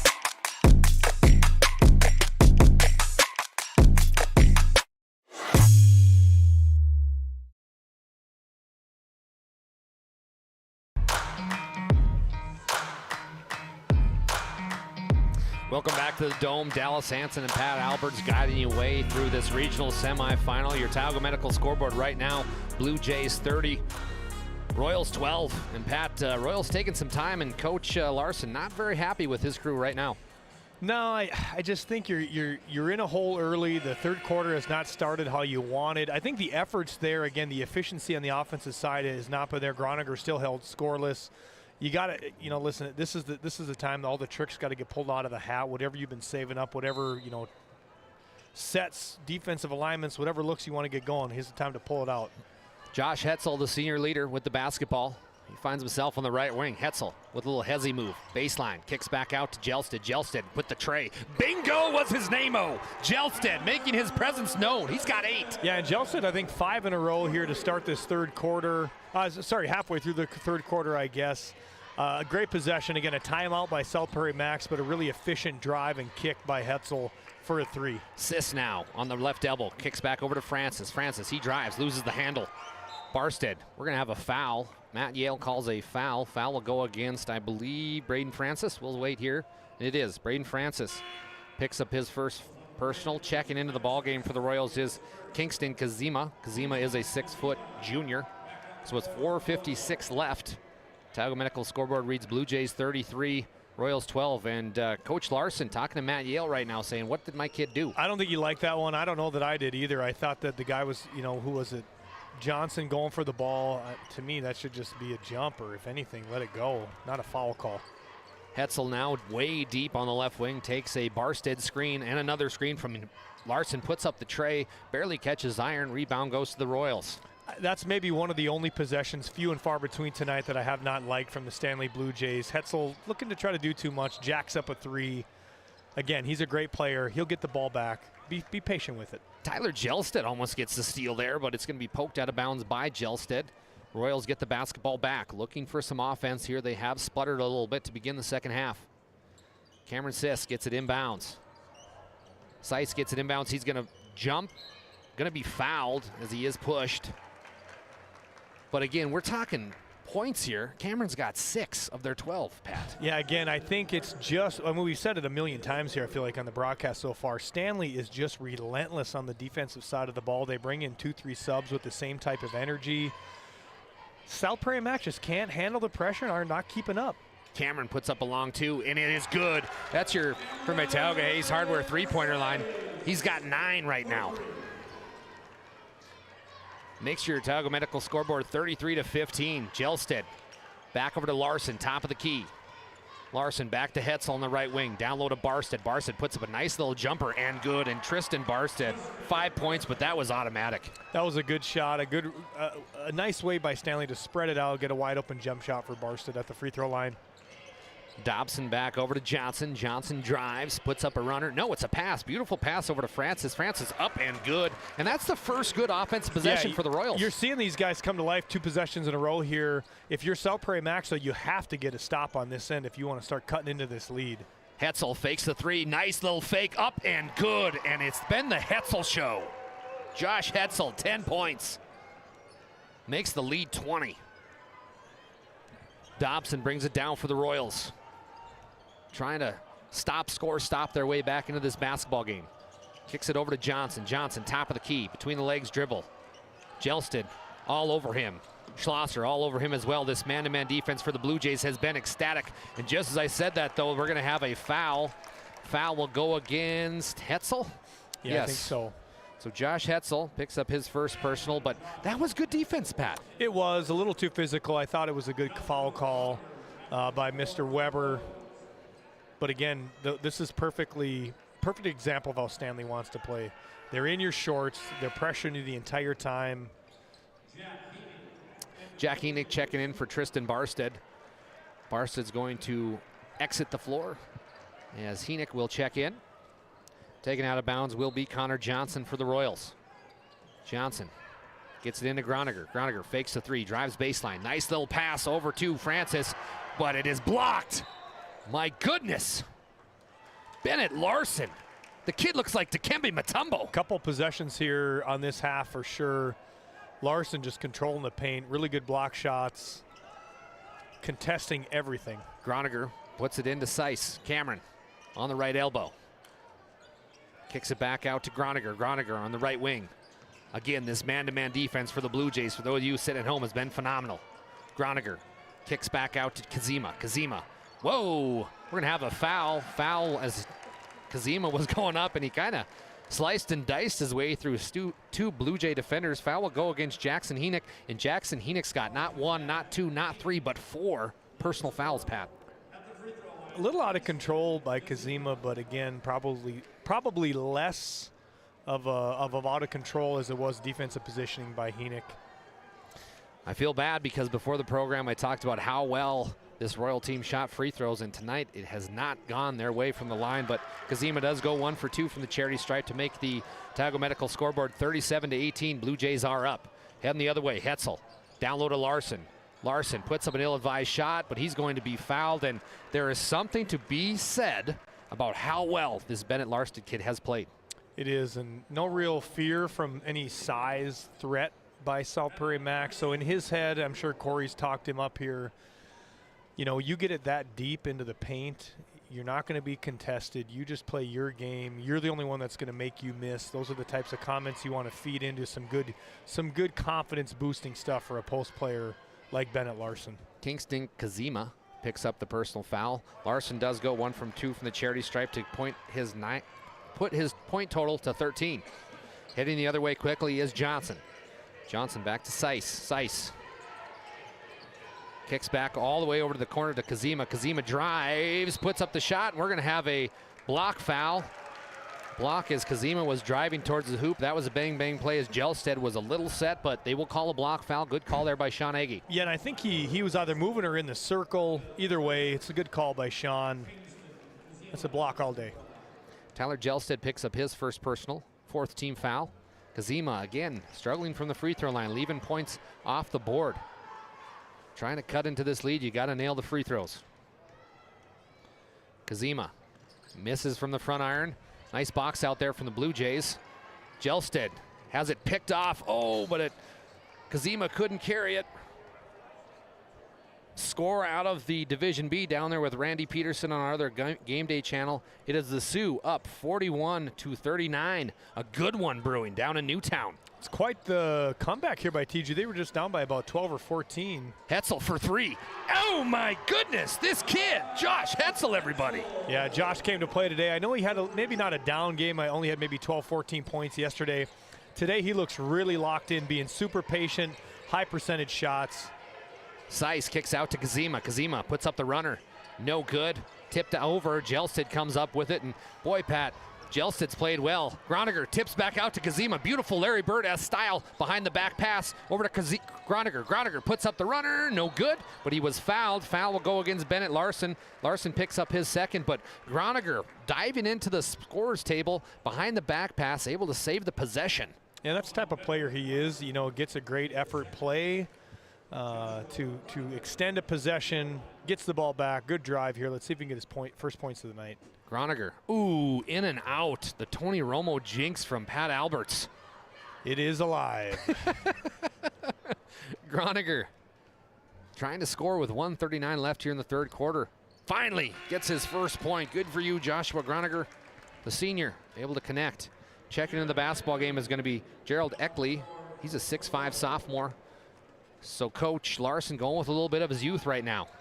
Yeah, and I think a little more speed, especially with this press they want to build up. But Jackson Henick, that's about the easiest basket he's ever had. And I think Stanley's too disciplined and patient and able to dribble the ball too well to really have any type of this pressure affect them a whole lot.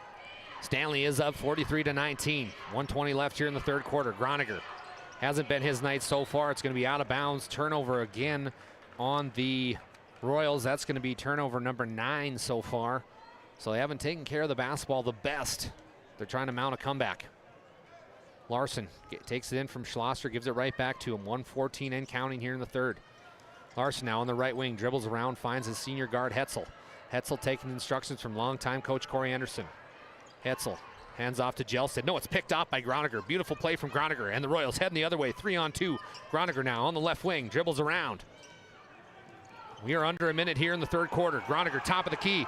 Could have been a 5-second call. Groniger kicks it back out to Elke. Elke back over to Kazima, no good. Rebound goes to Schlosser, and the Stanley Blue Jay fans were not happy. Should have been a 5-second call. Hetzel, he's going to get touched there, and it's going to be Connor Johnson picking up the foul. Yeah, there was, I would guess, a little more than 5 seconds. He was dribbling without any real defensive position change, which is usually how the rule goes. But no call by the refs. I don't hate that one. I'm not a huge fan of the 5-second call anyways. So Hetzel in the corner, down low to Larson. Larson going up, no good. Gets his own board. Nice pass to Gelsted. Kicks back out to Henick. Henick with the tray. Catches there. Somebody opened up a window here at Minot State University because that didn't even come close. No, and not really Henick's forte to be casting up three-pointers like that. We always talk as a coach, one more. He could have given one more pass there to even more open teammate. 25 seconds left. The shot clock is off for the Royals. Dobson, he's going to be picked off by Jackson Henick. Henick throws it to Hetzel. Hetzel back over to Schlosser. Schlosser, oh, picked off. Nice play there from Johnson. Johnson now back up to Westman. Westman goes up right-hand layup and good. Nice play from Dominic Westman. 6 seconds left. Larson inbounds it to Gelsted. Gelsted, 3, 2, 1. It's good if it goes. It's up. No good. Your Tioga Medical scoreboard reads Stanley Blue Jays 43, South Prairie Max Royals 21. We've got fourth quarter action coming up. Don't go anywhere.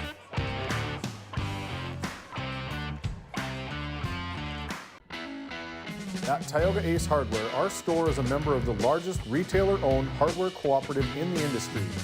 We are all committed to being the helpful place by offering our customers knowledgeable advice, helpful service, and quality products.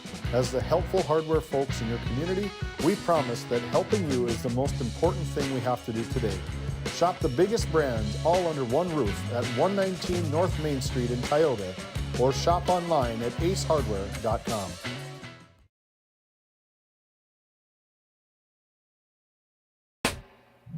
At Prairie Home Furnishings of Stanley, featuring some of the best brands in the industry, such as Ashley, Lazy Boy, and Shaw Flooring, we have something for every room in your home. From furniture to flooring, outdoor living, mattresses, and decor, we truly have everything your home deserves. Shop our everyday low prices locally in store Monday through Friday, 9 to 5:30, and Saturdays from 9 to 4, or shop online anytime at shopphf.com. For all things home, be sure to also follow us on Facebook.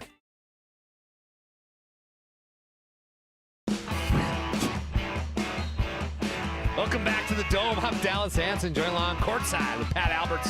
It's Cameron Seiss puts up the tray and good. Cameron Seiss with the dice. Hey, listen, you're South Prairie Max. You wanted to start out hot in this quarter, get a good possession. No better than right there by Seiss to get a three-point field goal attempt up and good. Let's see where they can take this one. Boy, they are being physical down low with Larson. Words exchanged between Larson and looked like Kazima.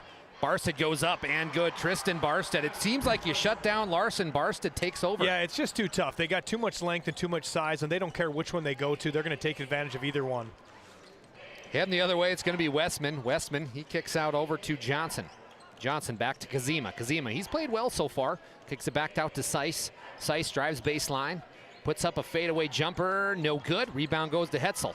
Hetzel quickly to Larson. We got a 4-on-1 heading the other way. Schlosser. Nice little pass to, almost went up, but Barstead. We're going to have an offensive foul. Brandon Weber seen something down low. Didn't like it. Schlosser is going to be called. Or we're going to have, Drake Schlosser. He's going to catch the offensive foul.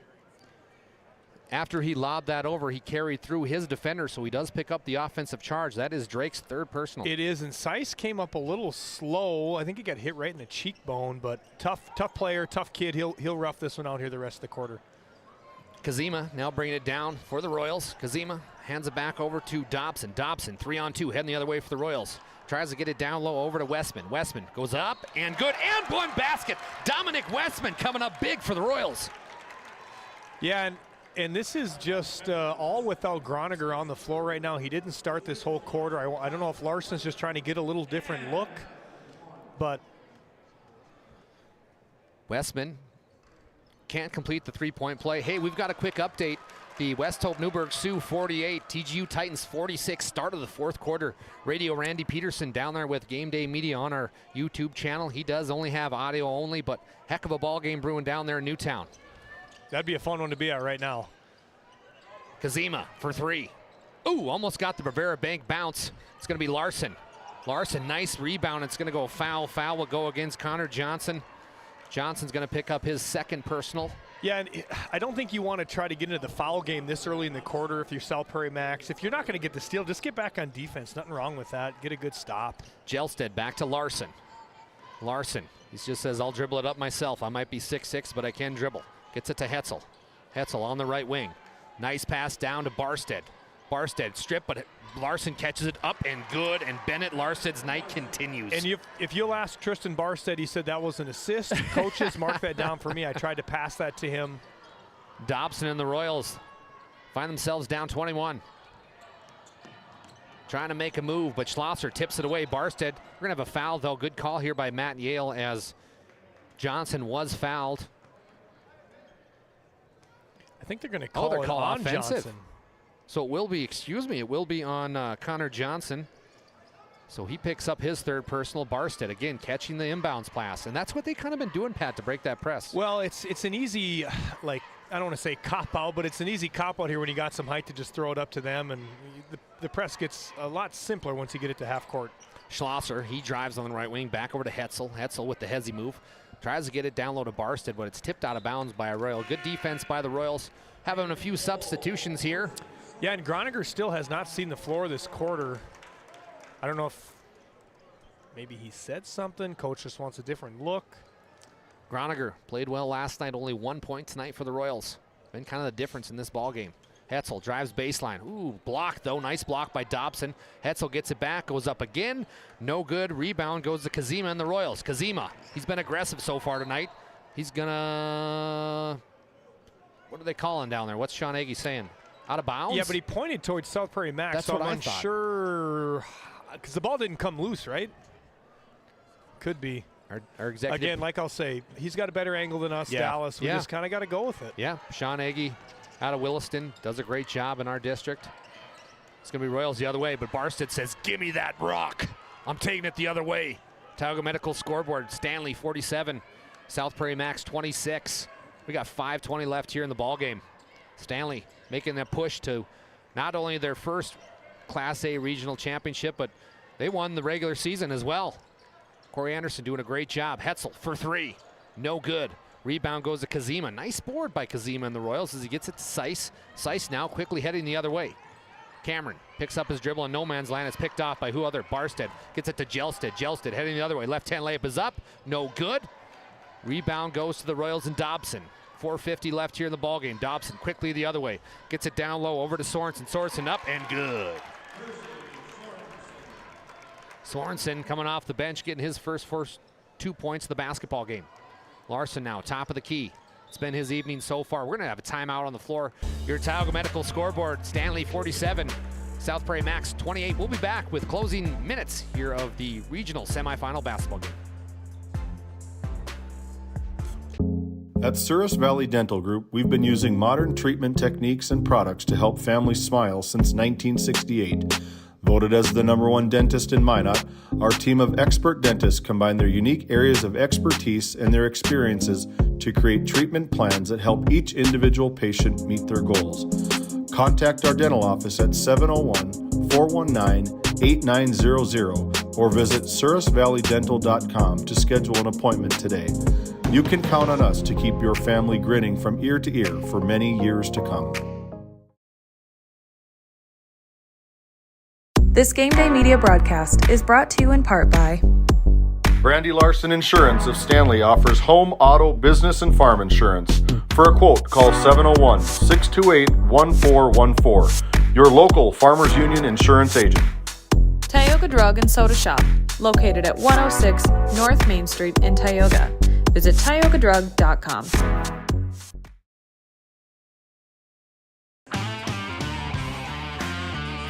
Welcome back to the beautiful campus here at Minot State University, home of the Beavers. We are at the Dome. Dallas Hansen, Pat Alberts here on the call.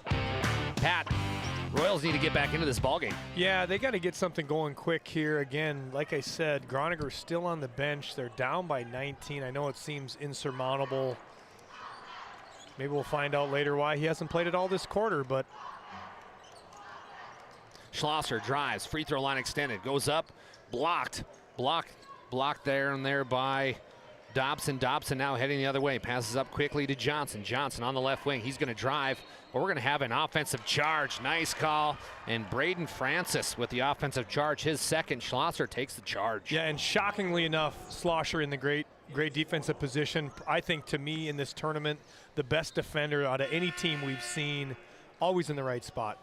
Strongly agreed, Pat. As Cameron Seiss will check back in the ball game along with Braden Francis.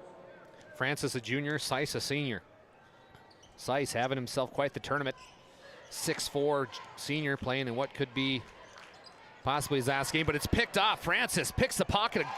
Nice play there from Braden Francis. He's got 7 tonight. Yeah, Corey Anderson shaking his head, just wondering, what are we doing, guys? Larson looking a little lost. Larson almost gets his pocket picked. We're going to have a jump ball. Jump ball possession arrow shows Stanley Blue Jays and Corey Anderson saying, hey, stop, pivot, look, and get it to a guard. 3:47 left here in the ball game. Thank you for choosing Game Day Media wherever, however. Appreciate you joining us here. Division B basketball. The Sioux now are up against West Hope. 57-70. Excuse me. TGU is down 57-7. 57-50 as Randy Peterson's getting some updates for us live from Newtown. And Pat, the West Hope Newburgh Sioux, they got the Broughton kid, fantastic player. I'm guessing he's got somewhat to do with them having a 7-point lead. I would say a little bit in that lead. You know, again, they got it tight. I'm wondering if maybe there's some foul trouble, injury. They usually don't miss too many shots, so I can't imagine they were getting stumped on offense. Barstead misses his first one from the charity stripe. Second one is up and good. So Barstead, nice night so far. He's got 7. 3:36 left here. Royals down by 18. Gets it over to Johnson. Johnson for 3. No good. Rebound goes to Francis. Francis up. No good. Rebound. Nice rebound from the sophomore, Larson. Gets it back over to Hetzel. Hetzel's going to be fouled. That was the easiest call ever. Connor Johnson picks up his 4th personal. Yeah, again, we're almost 5 minutes into this quarter. Groninger playing his first seconds of it. The only thing I can think of is he's maybe said something in a timeout to the coach, something like that, to kind of say, hey, listen, you're going to act like that. You're not going to play. Yeah. I don't care if it is your last game. It's the only thing that maybe makes sense to me. So fouling out of the basketball game will be Connor Johnson. He's got 5. Connor Johnson, the 6-foot senior, he's going to finish the evening with 1 point. Your Tioga Medical scoreboard right now, Stanley 48, South Prairie Max 30. Hetzel bringing it down behind the back move. Boy, can this kid dribble. Gets it back to Larson, top of the key. Larson down low to Barstead. Barstead, nice catch though. Gets it back over, picked off by Kazima. Kazima back over to Dobson. Dobson heading the other way on the left wing. Dobson finds Francis. Francis back over to Groninger. Groninger puts up the shot, no good, and Francis twists his ankle. Braden Francis is hurt, and the poor kid's going to try to gather up to all the way up. It's going to be Schlosser, and that's only Schlosser's 4th point. Yeah, he hasn't gotten much going this entire game on the offensive side of the basketball, but I'll tell you what, I know that we probably won't give him player of the game or anything like that. Larson picks it off, but we're going to have, what are we calling, a timeout here? Medical timeout at half court, but we will, we're going to take a quick break. 2:39 left here at Tioga Medical scoreboard. Stanley 50, South Prairie 30. We'll be back in 1 minute. At Tioga Ace Hardware, our store is a member of the largest retailer-owned hardware cooperative in the industry. We are all committed to being the helpful place by offering our customers knowledgeable advice, helpful service, and quality products. As the helpful hardware folks in your community, we promise that helping you is the most important thing we have to do today. Shop the biggest brands all under one roof at 119 North Main Street in Tioga, or shop online at acehardware.com. Welcome back to Game Day Media. I'm Dallas Hanson, joined along with Pat Alberts. Hey, we want to talk about a few of our sponsors. Prairie Home Furnishing, located in Stanley, North Dakota. Open every day except Sunday. Many top brand furnishings available locally in Stanley. Make sure to go see them there at Prairie Home Furnishing. Also, TNT Measurement Services. TNT Measurement Services providing oil and gas allocation metering, proving calibrations along with facility lacked provings. To schedule your provings, contact Derek Thompson at 701-421-1351, and also Gustafson Septic Services, located in Stanley, a family-owned business for over 30 years. serving Northwest North Dakota with septic hauling, temporary septic and portable water setup, portable restrooms, and winterized trailer units. Call Gustafsson Septic Services. And Hetzel quickly the other way. He adds to his night. He's got 17 points. Yeah, and just Kazima with a very careless pass. Hetzel almost looked shocked. He threw it to him there, and nice reverse layup for him. Gustafsson puts up the tray, no good. Rebound, nice board there by Westman. Westman goes up, no good. Seiss almost gets it up, but it's going to be gathered up by the Jays. Jays got a chance for 4-on-5. Hetzel now, quickly the other way. Hetzel going to put up a mid-range jumper. Ooh, in and out. Rebound goes to Westman, and Dominic Westman for the Royals. Kind of a spark off to the bench. Dobson now heading the other way, gets it to Groniger. Groniger with the tray, no good. Rebound Hetzel as he skies for it. He just can't get anything to go here tonight. Yeah. He's still sitting at 1 point. Heading the other way is Henick. Henick back out to Schlosser. Schlosser to Gelsted. Gelsted on the right wing. Blue Jays trying to take the air out of the basketball as they can see blood in the water. Gelsted back over to Schlosser. Schlosser top of the key, down to the left elbow. Larson over to Kazima. Kazima all the way to Westman. Westman loses the handle, throws it behind his back. Things are getting sloppy. Kazima picks it up. Groniger in the corner, more sloppiness. It's going to be tipped out of bounds by the Royals. Checking in the ball game will be Ben Henick. Talked about him earlier in the broadcast, a 6'6" freshman. He's going to check in for his sophomore buddy, Bennett Larson. Larson's going to finish the evening with 15 points. One of our many Stanley Blue Jays. They're going to be vying for that Brad Johnson Insurance Player of the Game. Hey, don't go anywhere. After the game, we're going to have our D&L Paraffin post-game show. I'll be down there interviewing the winning coach and also our Brad Johnson Insurance Player of the Game. Yeah, it's going to be a tough vote here. Yeah. For I know Bennett Larson, Josh Hetzel, both with 15 and 11. Might have to, I don't know, we ever done a co-player of the game here on Game Day Media? We have not. Might be making some history here. Might be making some history. I don't know if I can choose between these two. Both of them played very well today. Schlosser. There's going to be a couple new Blue Jays in here with 1:08 left in the fourth quarter. Schlosser now. We are under 1 minute left here. Tioga Medical scoreboard, Blue Jays 52, Royals 30. Dominating performance. Henick. Oh, the ball gets stuck. The ball looks like a mourning dove in a nest. Dallas, get down there. Show these guys your hops. Oh, it falls down. You scared it off the rim. I should have got down there. Could have easily I think you could have had it. Got my inner champ Christensen on and dunked the basketball. That's right. I'm going to head down, Pat. You take over the honors. You bet. South Prairie looking to finish out this game. Rebound here by Stanley. Heading up the other way. Johnson looks to be in control. Over to Schlosser. I think they'll just try to dribble the shot clock completely out. Henick looks to post up underneath the basket. Long three-point attempt by the Blue Jays. Offensive board, no matter. Defensive board to the South Prairie Max. Royals, they look just to close this thing out here. Great block by Henick. Good effort to stay active here at the end of the game. And as the clock ticks down, the Stanley Blue Jays are going to close this thing out 52-30, advancing to Thursday's championship round. Just a stellar performance by the Blue Jays. Game in, game out on the defensive side of the ball so far in this tournament. Again, Groniger for the Royals held to 1 point, 0 for 11 shooting, did not have a field goal. Impressive job by Drake Schlosser today guarding him. We'll be back shortly with our D&L Paraffin post-game show with Dallas Hansen on the floor.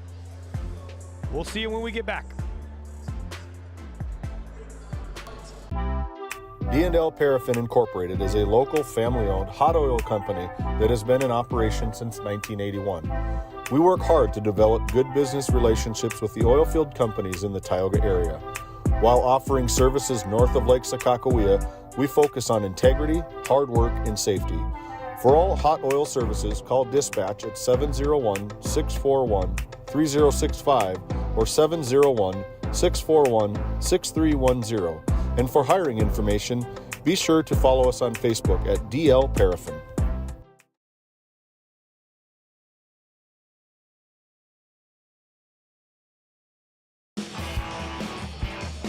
Hey, I'm courtside. We got a co-players of the game, Josh Hetzel. Josh, we're going to start with you. You had a great game, senior leadership. Now you're in the regional championship. Yeah, I mean, it's just great effort all around. I mean, our defense held South Prairie to 30 points. That's just great defense, and hopefully we can keep that going the rest of the regional tournament, and then hopefully if we move on to state, keep our defense going. Josh, talk about this kid, a sophomore, 6'6", his first year playing with the Blue Jays. What's it like to have Dikembe Mutombo on your team? Oh, it's unbelievable. We got him in the middle, just so long and getting steals, tips to everything. And when we need a bucket down low, him and Barstead just get a high-low, easy bucket every time. Let's talk to you now, Bennett. How does it feel? Your first year with the Blue Jays, you're in the regional championship. It feels really good. Anything to get to state. But we need that next one. We need to go get that next one. It's exciting to be here, but we need to go get that next one. Thank you, fellas. Hey, Corey Anderson, 1 second here. Thanks, guys. Good job. Hey, stick around. We're going to get a picture. Corey, wow, Class A, first year. Now you're in the regional championship. I mean, my goodness, man. Class A, it doesn't matter. You're still winning. Yeah, we're trying, man. We just put our hat on defense, and you know, you can start slow, but if we put a lot of emphasis, a lot of effort on defense, we hold them accountable year-round. That way we can buy some time when we're kind of sloppy at the beginning like we were today, but our defense was spectacular the whole night, and that's what we put our hat on. Now you're going to play the winner of Bottineau. DLB, is there a team you prefer to play, or who do you want to see? No, you can't wish for anybody. You just got to play who you match up with. They're both good. They got a Mr. Basketball at Bottineau. And then DLB's one of the best teams in the state, so it don't matter. You're going to have to play them and find a way to slow them down somehow. Congratulations, Corey. Stanley, they're moving on to the regional championship. Thank you, buddy.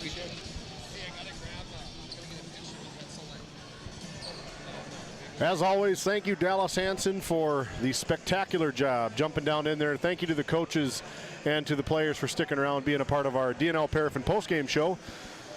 Up next, the Bottineau Braves taking on the number 2 versus number 3, Bottineau versus DLB. Going to be a good one. We'll be back after this timeout. We'll get refreshed at the hospitality room. We'll be back with more Division A, Region 3 boys basketball here from Minot State University. My name is David Peterson, alongside Pat Alberts, Dallas Hansen running errands around the dome. We'll be back. D&L Paraffin Incorporated is a local family-owned hot oil company that has been in operation since 1981. We work hard to develop good business relationships with the oil field companies in the Tioga area. While offering services north of Lake Sakakawea, we focus on integrity, hard work, and safety. For all hot oil services, call dispatch at 701-641-3065 or 701-641-6310.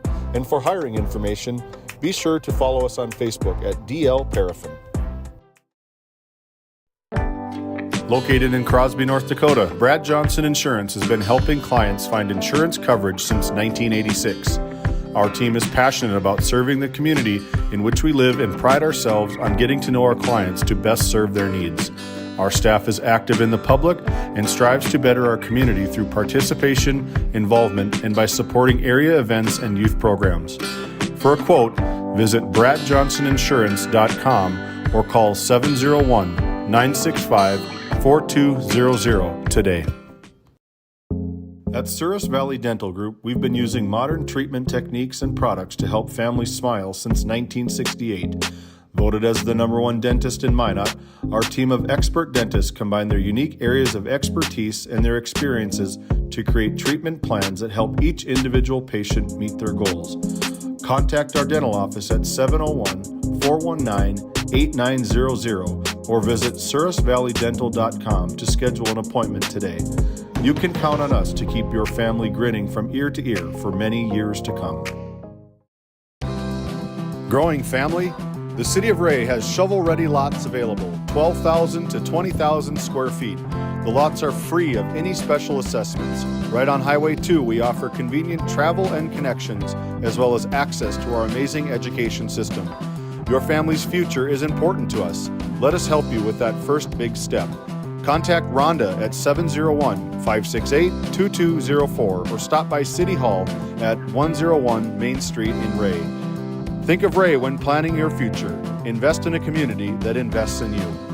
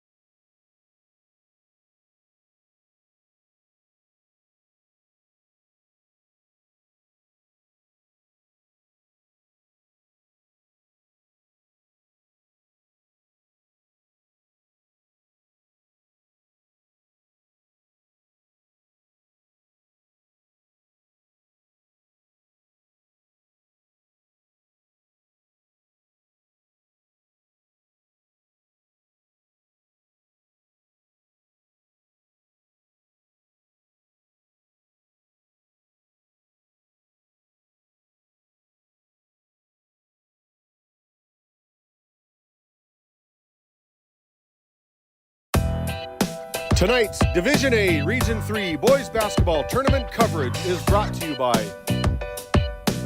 NCC, Tioga Medical Center, Othion Boutique, Souris Valley Dental Group of Minot, D&L Paraffin, Brad Johnson Insurance, Bravera Bank, Continental Resources, Nessa Consulting Service, DA Land, LLC, 701 Cornhole Company, Tioga Ace Hardware, Border Plains Equipment of Stanley, Tioga Parts Supply, Tioga Drug and Soda Shop, Prairie Home Furnishings, Montreal County Health Center, Brandy Larson Insurance Agency, Thrivent, Kyle Hansen, Financial Advisor, TNT Measurements Incorporated, MC Property and Maintenance LLC, Gustafson Septic Service Incorporated,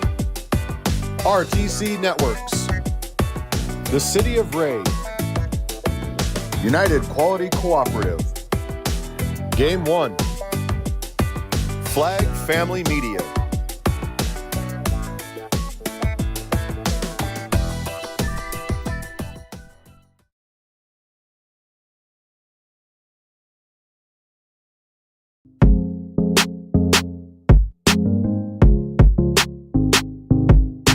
This copyrighted telecast is presented by the authority of Game Day Media, LLP, and may not be reproduced or retransmitted in any form. And the accounts and descriptions of this game may not be disseminated without express written consent by Game Day Media, LLP.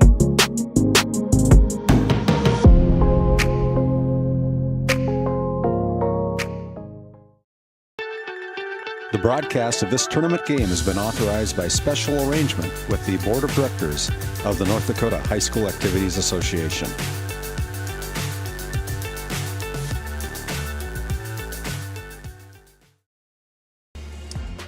Welcome to the Mecca of basketball. That's the Dome here at beautiful Minot State University. We've got our Border Plains Equipment pregame show live from the NCC Sports Desk. And boy, oh boy, we've got some breaking news. We just discovered, actually from Williston State College's head coach, came down to scout this kid, and he's not going to play tonight. Carson Hare, the 6-foot senior, the stud, Mr. Basketball candidate, the best player in the region for Bottineau Braves. Carson Hare is out tonight, Pat, and my goodness, breaking news, Adam Scheffner style.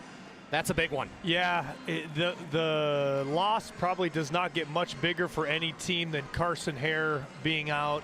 Again, a potential Mr. Basketball candidate, one of the best players, if not the best player in the state of North Dakota as far as a Class A and a Class B level. This is going to be a tough blow for the Bottineau Braves. But, you know, listen, you got some kids that are going to have to step up here. The game's not over. We're still warming up. Yeah. Let's see what we're made of here. Let's talk about this. They're going to get to play into Thursday no matter what. Yep. Again, we talked about it. I'm thinking maybe the coach said, hey, listen, the thigh's not healthy. Let's sit you for tonight. We're going to get to Thursday no matter what. We'll see what we look like the next couple days with some treatment. Coach St. Clair with a little game planning here, but one kid that we got to talk about, Pat, that can step up is the 6-foot freshman, Emerson Marmum. He had 15 points last night to go along with Hare's 18. So Emerson, maybe one of those kids that can step up and help Bottineau get to the championship game. Yeah, and again, another really good guard. They're loaded with guards for the most part around this Bottineau team. Like we said, someone's going to have to step up. Yeah. You know, who that's going to be is about to be shown once this tips off. Again, a monster blow for the Bottineau Braves. DLB, who I already kind of had favored a little bit here, definitely tips the scales, but we'll see what shakes out. We didn't get a chance to talk about our last game here on the Border Plains Equipment pregame show from the NCC Sports Desk. It was the #1 seed Stanley Blue Jays. They beat South Prairie Max Royals. Some stats here. South Prairie Max Royals. Josh Groniger, he had 1 point the senior finishes out with. Ethan Dobson had 2. Kingston Kazima had 1. Braden Francis had 7. Connor Johnson had 1. Dominic Westman had 4. Sorensen had 2. And Cameron Seiss had 12. Looking at the Stanley Blue Jays, Drake Schlosser had 2. Tyler Jelstead had 8. Josh Hetzel had 15. Jackson Heenick had 2. Tristan Barstead had 8. And Bennett Larson The 6'6" sophomore had 15, and Brad Johnson Insurance Player of the Game. We had It was Josh Hetzel and Bennett Larstead getting the honors for the Brad Johnson Insurance Player of the Game. So Stanley moves on to the championship, while the South Prairie Max Royals, they will await to see who they play. They'll play the loser of this one. And let's move our focus back as we look at the Border Plains Equipment pregame show. Pat, talk a little bit about this Coach Brown, DeLax Burlington Laker team. Very well coached. They run a lot of sets. What do you look to see out of them? I think you're going to see a lot of the same stuff that has got them to this game. Disciplined on defense, efficient on the offensive side of the ball. There's never an extra pass that can't be made. You know, Braylon Fisher, again, last night had 20 points. I look to see them apply some pressure early, share the ball. Eastosh, Schaefer, Feller, Fisher, you name it. These guys got scores all over the floor. I think it's going to be a tough road, especially with Carson Hare out for the Bottineau Braves. I think DLB's in cruise control, and we haven't even had the tip yet. Here's a little interesting fact on Paxton Eastus, starter for the DLB Lakers. His parents were actually both from Kenmare.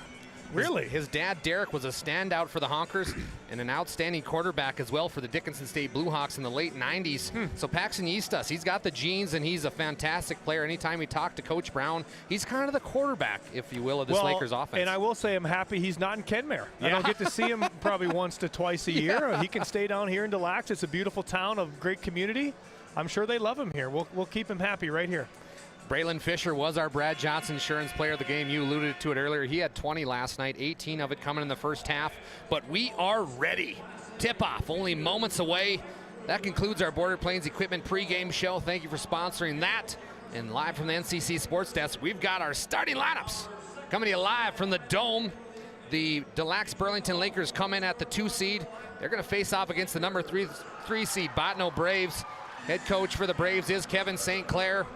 The big one tonight, though, the Braves are without Carson Hare, the 6-foot senior, outstanding athlete. The big question is, can the Braves outlast the Lakers without Hare? We are just going to get our starting lineups here as they're talking about the cheerleaders here so far. But Pat, look at the fans here. Yeah, we're starting to fill up. It's nice to see. Again, I always talk about support for these kids. It's really nice to see this dome start to fill in, give these guys a lot of encouragement. It's just a game at the end of the day, and to see these guys pour in here, cheer these kids on, it's fun to see. Yeah, the fans are still filing in here, and I know they got the pep buses available. It's kind of cool to see here in the regional semifinals, and just want to thank everybody for tuning in to Game Day Media. We had a final out of Division B. It was the West Hope Newburgh Sioux victorious over the TGU Titans. Pretty tight one over there, too. TGU, again, a team not to be messed with. Every caliber of player they got on that roster to give a state run. Cue the music. We got the starting lineups coming to you live from the Dome. Starting off for the Bottineau Braves in their purple jerseys with white trim. It's going to be Ty Marmum. Marmum's going to start in place of Carson Hare. Now for the DeLax Burlington Lakers. There he is, Paxton Eastus, the 6-foot senior. He wears number 4. Next up for the Braves is number 10. That is Taylor Christensen. Christensen, a 6'1" senior. Next up for the Lakers, he's a stud, Braylon Fisher. He stands 6'2", and he's a senior. Fisher wears number 3. Braves will go with number 4, Emerson Marham. We talked about him, the outstanding freshman. And boy, oh boy, can this kid play. Someone to watch on TV tonight. If the Braves are going to have a chance, Marham's going to have to play big.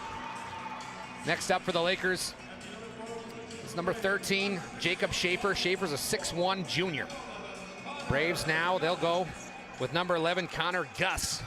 Gus having a lot of impact for the Braves offensively, kind of the slash-dash type player. The big man now for the Braves coming in. It's going to be Ty Hughes, 6-foot senior. Nice player for Coach Brown. And to round it out, it's my guy, Bud Wilkie. Bud Wilkie wears number 55. He's a 6'3" junior. To round it out for the Lakers, it's going to be number 14. That is Ty Hughes. Hughes, a nice player here for the Lakers, and that rounds out our starting lineups. Hughes actually wears number 24. Hughes, a 6-foot senior. Pat, last-minute thoughts here on both teams. Excited for the game. I think the pressure and effort by DLB is going to be a little too much here, especially with Carson Carson out. I look for Bottineau to try to push the tempo a little bit on these guys. Probably get a different style of offense going with a couple new starters. Again, never say die, right? Anybody has a chance here. I look for Bottineau to have a lot of effort going into this game. And we are ready for tip-off. Wilkie finds his way to the center court. Jason West, he's got the ball. It's tipped around. Lakers will retain possession. Luke Hennessy and Jason West are head officials tonight as Yistas takes the honors. Lakers in their white jerseys with red trim. Down low they go. It's going to be tipped away, though. Nice play by Jace Crockett. Crockett had a layup, but it's tipped out of bounds. Yeah, we talked about those many sets that DLB runs. There was a great example of one, a wide open look by Crockett. Have to finish. Braves, purple jerseys with white trim. Heading the other way, it's going to be Christensen. Gets it over quickly to Marham. Marham back over to Emerson. Marham. Emerson, top of the key, gets it to Bud Wilkie. Both teams looking for their first score. Quickly, Christensen, he's going to be fouled. Foul, Luke Hennessy says, on the way up to the basket. Foul will go against Braylon Fisher, his first team foul. Yeah, not the guy you want to get your first tick on here to start the game. Braylon Fisher, look for him to probably be a little less aggressive, now with one foul. Ty Marham inbounds it for the Bottineau. He gets it into Marham. Emerson Marham, the freshman. Back over to Connor Gus. Christensen now top of the key, back to Wilkie. Braves looking patient here on offense early.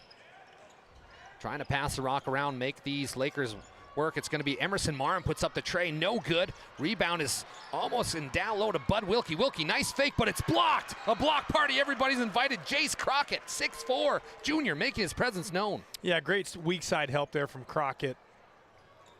Another good block shot. Has seen plenty of those this tournament. A lot of defensive effort by these big men. Braves again passing it around, showing great patience here as it's going to be a driving Marham. Marham kicks out to Emerson, back to Bud Wilkie, top of the key. He fakes over to the elbow to Connor Gus. Back over to Ty Marham. Marham, free throw line, picked up his dribble. Christensen, he's going to drive, had a wide open lane, but he shoots the jumper, no good, and he had a wide open right-hand layup there. He did. I would have liked to seen him attack there. Again, he is a capable jump shooter, though. The ball went in and out. Yistas with a rare miss, left-handed. Now here come the Braves. Quickly the other way. Emerson Marham on the left wing. Gets it back to Christensen. Christensen sets the offense for Coach St. Clair. They're trying to find layups and layups only. Really passing the basketball well as it's going to be Marham. He drives, picks up his dribble back to Wilkie. Wilkie on the left wing. He's going to be picked off. Yistas heading quickly the other way. This kid's fun to watch. Paxton Yistas up and good. Yeah, and you're seeing the effort on the defensive side of the ball already by DLB, making things tough for Bottineau. Easy deuce to start this one off for the Lakers. Yistas with the first points for both teams, 2-0 Lakers. 5:54 left in the first quarter. Emerson Marham, the freshman, he's going to have to score tonight. He wears number 4 for the Braves. Wilkie now top of the key. Back over to Ty Marham. Marham, Ty, he drives, puts up a jumper, and good. Nice play from Ty Marham. Yeah, saw the advantage again, got a nice angle to the basket there. Good little jump shot. And to be honest, the Braves don't look that lost without Carson Carson Hare. No, they don't. Hare. I mean, I know you're missing, what it was, the average about 25 a night or something like that. Again, somebody else is going to have to step up. Schaefer with the tray, and good. Jacob Schaefer. Picking up right where he left off last night. I think he had about 5 threes, if I remember right, last night. Again, likes shooting in this gym, has played here plenty. Good start for him.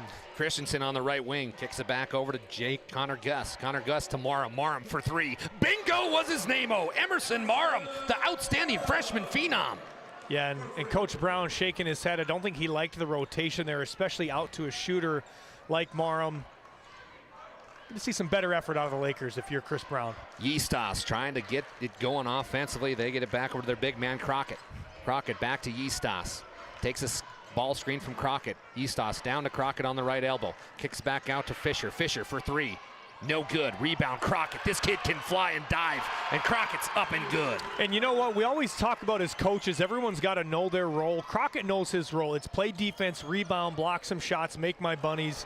He checked 2 of those boxes on that possession. Emerson Marham for 3. Bingo! This kid says we don't need hair. We can go. And if you're DLB, this is what you don't want. You don't want this confidence creeping in for the Bottineau Braves. I love the start for the Braves right now. Eastos trying to load down this Brave crowd. Their fans are going crazy. Eastos now on the left wing, goes back to the middle, kicks it over to Fisher. Fisher, he's going to drive. Kicks out to the sharpshooter, Schaefer. Schaefer, bingo!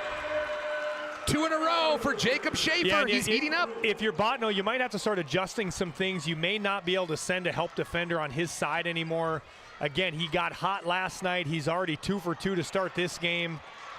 Look at Emerson Morum sacrificing the body, but it goes out of bounds. It'll be Laker basketball. A couple substitutions coming in. It's going to be Travis Peterson checking in for the Lakers, along with, or excuse me, it's going to be Colton Feller. He's going to check in for the Lakers. And Feller, Duchesne, Jr. I think, as well. Yep. Yeah, and Feller had a great game last night. I know he didn't probably check a lot of the stat lines, but was everywhere on defense, made a couple baskets. Really athletic freshman. If you told me saw him playing without knowing the grade, I wouldn't guess he was a freshman in high school. Colton Feller puts up the shot, but it's rebounded by who else? Emerson Morum playing out of his mind so far, 10-8. 3:11 left here in the first quarter. Bud Wilkie on the right elbow. Kicks back out to Christensen. Christensen resets the offense. Back over to Emerson Morum. Emerson takes a screen. He puts up a tray. This one's deep. Off the front iron, no good. Out of bounds, Laker basketball. Yeah, and he's frustrated there, but you know, he was 2 for 2 at that point. Not quite heat check territory. Right. But that was an open look. Again, you get a foot of separation, you're a good shooter. Pull the trigger. Jacob Schaefer playing well so far for this Laker team. He's got 2 straight threes, a kid to watch. He wears number 13. They rebound it over to Feller. Feller quickly over to Schaefer. Schaefer tries to get it down low to Hughes, and Hughes has it tipped away. Turnover on the Lakers. Braves looking good defensively. Uncharacteristic turnover there by DLB. Emerson Morum now kicks it over to Solberg. Solberg back to Christensen. Christensen on the left wing. We're going to have a timeout. Timeout on the floor goes to St. Clair and the Braves.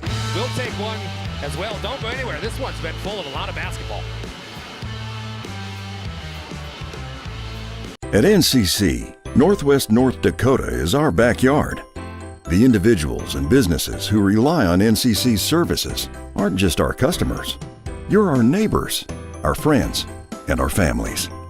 That's why we're committed to providing the high-quality internet, video, phone, and security systems you need to stay connected with the friendly, local service you deserve.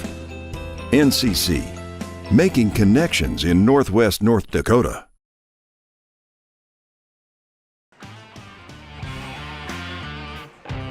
Welcome back to the Dome. Dallas Hansen along with Pat Alberts, your Tioga Medical scoreboard. 10-8, been a back and forth basketball game so far. And Pat, what have you taken away? I love the effort by the Braves. Morum with a couple quick threes. Again, missing a potential Mr. Basketball candidate in Carson Hare. They have not dropped any type of effort at all. Offensively, already got 10 quick points start this quarter. Christensen drives, got a wide open lane, goes reversal. My goodness, Showtime basketball.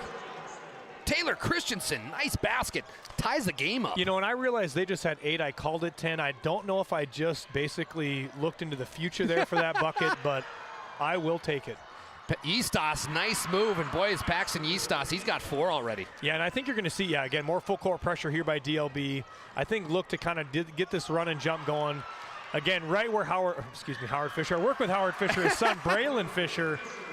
Easy 2. Braylon Fisher making his presence known defensively. That's his first basket of the ball game. Braylon Fisher, a 6'2 senior. He wears number 3. Nice player. 14-10. Lakers up by 4. 1:35 left. And the pressure here by Fisher, again, he's got 1 foul. If you're Coach Brown, you maybe want to pull him back a little bit. Again, a player I don't think you want to get in too much foul trouble. You're going to need him to win this game. Coach Brown for the Lakers doing a bunch of substitutions here, as well as Coach St. Clair. A lot of coaching here so far in the first quarter. There is a lot of adjustments so far, which is fun to see. These coaches are having to use the old mental power here to see what kind of fits and molds together on these lineups. Eastos back over to Fisher. Fisher on the right wing, drives baseline, puts up a shot, blocked. Fisher gets it back though. Eastos with 3. No good. Bud Wilkie, my guy, with the rebound. 14-10.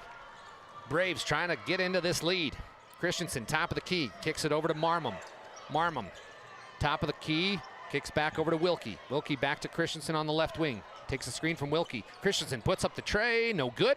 Gets his own board, though. Good follow. Down low. Oh, he threw it in between two Braves. It's going to be picked off. Nice play by the Lakers. And a rare lack of effort play by Braylon Fisher. No box out there allows this guy to get the offensive rebound. You do not see that very often with him. Duchesne kicks it back out over to Duchesne himself. He puts up the tray. Duchesne for three. Coaches love that type of play right there. It was a drive, a kick, another drive, a kick to a wide open three. Unselfish play, which DLB is just known for. All of a sudden, the Lakers are up 7. Shot clock is off. Game clock's down to 20 seconds. Braves need a basket bad. All of a sudden, they're down 7. Marmon, he's been hot so far in the first quarter. Gets it back to Wilkie. Wilkie over to Christensen. Christensen, top of the key. A lot of ball reversals here for the Braves. Really passing the rock nice. Wilkie, he's got 7 seconds. It's going to be Ty Marmon. Marmon. All of a sudden over to Christensen. Christensen puts up the 3 at the buzzer. Bingo! It's pandemonium at the Dome. Coach Brown's not happy for the Lakers. My goodness, what a first quarter. Your Tioga Medical scoreboard. Braves 17. Or excuse me, Lakers 17, Braves 13. Don't go anywhere. This one's been fun. This Game Day Media broadcast is brought to you in part by Otheon Boutique. Shop in person in downtown Tioga or visit their website at shopotheon.com. Gustafson Septic Service Incorporated, family owned and operated since 1986. Offering septic service, portable restrooms and hand wash, sewer jet and camera services. Located in Stanley, North Dakota, call for a free quote at 701-628-2960. Welcome back to the Dome. Dallas Hansen, Pat Alberts on the call court side. Hey, if you're looking for something to do while you're driving to all these basketball games, download Swim Lessons, the podcast. It's a podcast I do with all walks of life, everybody from coaching to yoga instructors to just great people. Swim Lessons available on YouTube, Spotify, and also Apple Podcasts. We've got a fun one coming up with Jordan Wilhelm, head coach of Bismarck High. They are going to head into state on Thursday. We just did one with Dean Winchesky. He just got WDA Coach of the Year. Minot High will be the 1 seed heading into state, which is a loaded. You ain't kidding. Hey, Jordan Wilhelm, better coach, better basketball player. Oh, my goodness, that's tough. I mean, I got to go coach. He's doing a phenomenal job. I love the guy. He was a stud for you, Mary. He was. But you're right, coaching, he's a great guy. We are underway. Thank you, Game Day Media, for the quick Swim Lessons plug. Braves now. Ooh, we're seeing some zone here, 1-3-1 from the Lakers. Yeah, they've tossed this around every now and again this year. I think they're looking just to get a little wrinkle, something that maybe Bottineau hasn't prepared all the way for. Maybe get an easy trap, easy steal for a bucket the other way. Braves now get it to Christensen. Christensen hit one at the buzzer after the first. It was an amazing shot. Get it down to Emerson Marham, back to Ty Marham. He's going to be tossed out of bounds, but it's going to be almost picked off by a Laker. Yeah, and if you're Bottineau, right where that pass was going into those corners, dead zone. I'm putting a big X over there. Yeah. You don't want to get the ball down there. You're going to be in a lot of trouble from these Lakers if you guys start to enter into those portions of the floor. Ty Marham gets it into Christensen. Blocked. Beautiful play there from Braylon Fisher. Yeah, Fisher's everywhere again. Defensive side of the ball. High effort play by him. Fisher, he's going to go up, but Luke Hennessy says foul. Foul on the way to the basket. It's going to be against number 11, Connor Gus. You know, and I think Fisher's a little longer than he look. His arms look a little longer there, athletic to be able to anticipate, get the tip. Really nice play. Eastos gets it inbounds. Over to Crockett. Crockett on the left wing. All the way over to Schaefer. Schaefer for 3. Bingo, and this kid, he's on fire! Yeah, he is. Again, a really nice set. It looks like it's going to be an elevator to the point, but it's an actual elevator to the corner. Wide open, Schaefer bangs it home. Schaefer's got 3 straight threes for 9 points. Emerson puts up a tray, no good. Good box out there from Crockett. Here at Tioga Medical scoreboard, Lakers 20, Braves 13. Been a lot of Tioga Ace hardware three-pointers, though, so far. Yeah, Nathan Germanson can't be too upset with that. I think he loves it when we get his name out there. We're going to have a timeout on the floor. Braves want time. We'll take some as well. Don't go anywhere. More basketball to come on Game Day Media. This Game Day Media broadcast is brought to you in part by Otheon Boutique. Shop in person in downtown Tioga or visit their website at shopotheon.com. Gustafson Septic Service Incorporated, family owned and operated since 1986. Offering septic service, portable restrooms and hand wash, sewer jet and camera services. Located in Stanley, North Dakota, call for a free quote at 701-628-2960.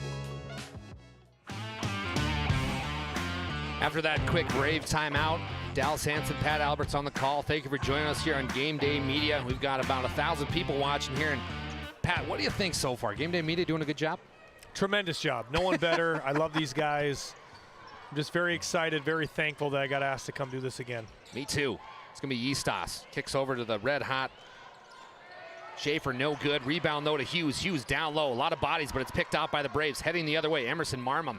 Marmum on the left wing, picks up his dribble. Gets it back to Christensen. Lucky there, as he was double-teamed from the Lakers. Lakers switch back to man-to-man defense. Emerson Marmum gets back to Ty Marmon. Over to Christensen. Christensen playing a little keep away here as the Braves taking their time on offense. Marmum now on the right block, puts up a jumper, and good. Nice play from Ty Marmum. Yeah, kind of lulled him to sleep on the drive. Way to use his body. Good control there. A nice little jump hook. Paxton Isas dribbles around. Ooh, through to nobody, but it's luckily Colton Feller picks it up. Feller drives, picks up. Nice little runner from Colton. No good. Rebound goes to Christensen and the Braves. Tioga Medical scoreboard. Lakers 20, Braves 15. It's been a good one so far. Marmum, top of the key, picks up his dribble. Back to Connor Gus. Christensen now been playing a lot of the point guard spot. Braves are playing without their stud, Carson Hare, Mr. Basketball candidate. Haven't missed a beat, though. No, they look great. Bud Wilkie down low. Back over to Gus. Gus kicks out to Christensen. Christensen back to Marmum. All the way over to Connor Gus. 5 seconds on the shot clock. Gus goes up. This is going to be an offensive foul. Connor Gus is going to pick up his second personal. Yeah, and Colton Feller just right place, right time. Got stuck in a rotation, but saw the drive. Able to get underneath the basket and take that charge, which coaches love. Maybe a little momentum shift? Yeah, I think so. We'll see what they'll run here. Getting Fisher back into the game is their spark plug. I think their best player overall. I know Schaefer can stroke it from three, but look to get him going. Coach Brown looking at his sheet, which is full of set plays, calls out one here. Heading the other way, the Lakers now looking to add to this 5-point lead. Get it back over to Fisher. Fisher, top of the key. Nice little hesitation move. Kicks out to Eastos. Eastos with the tray. Oh, it bounced around and went in. Paxton Eastos. Shooter's touch. Great rotation, which allows that ball to hang up off the rim, fall right back in through the net. Eastos has got 7 points so far. Tioga Medical scoreboard, Lakers 23, Braves 15. 4:55 left in the first half, and this one's blown by. Yeah, this has been a quick, high-paced game, but again, not a ton of fouls. Right, so that always helps the game. Christensen almost gets his pocket pick there. Nice defense here from the Lakers. Look at Colton Feller get after it. Again, a freshman in high school. Just a ton of effort, high-energy kid. He's been fun to watch so far these last couple games. Get your Gary Payton on, Colton Feller. Emerson Marmum, though, looks like Steph Curry. Almost gets it back. Nice rebound from Braylon Fisher. We're going to have a foul. Foul will go against the Braves. But Braylon Fisher, you alluded to it earlier, Pat. He can just sky for rebounds. He can, and I know that some nights he might not be the high scorer. He's probably not the best shooter on the team. He's not the tallest on the team. But again, watching a few games of them early this season, watching him so far in this tournament, he does it all. He's a Swiss Army knife. Bud Wilkie with the foul, his first personal, third team foul. 3 fouls for the Braves, 0 for the Lakers. Going the other way, my goodness, Colton Feller. First 2 of the ball game. Just can't stay in front, too quick. Again, freshman in high school, really good body control for a kid that age.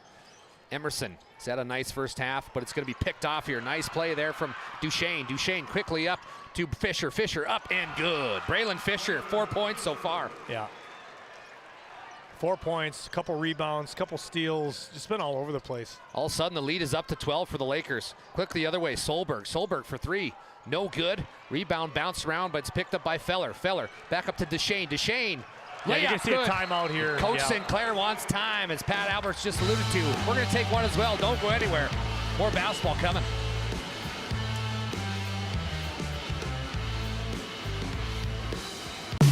This Game Day Media broadcast is brought to you in part by MC Property and Maintenance LLC is a family-owned and operated property management maintenance and handyman company based in Stanley, North Dakota.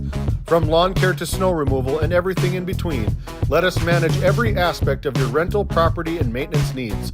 To schedule an appointment, call Max at 701-641-2772. At Tioga Ace Hardware, our store is a member of the largest retailer-owned hardware cooperative in the industry. We are all committed to being the helpful place by offering our customers knowledgeable advice, helpful service, and quality products. As the helpful hardware folks in your community, we promise that helping you is the most important thing we have to do today. Shop the biggest brands all under one roof at 119 North Main Street in Tioga, or shop online at acehardware.com.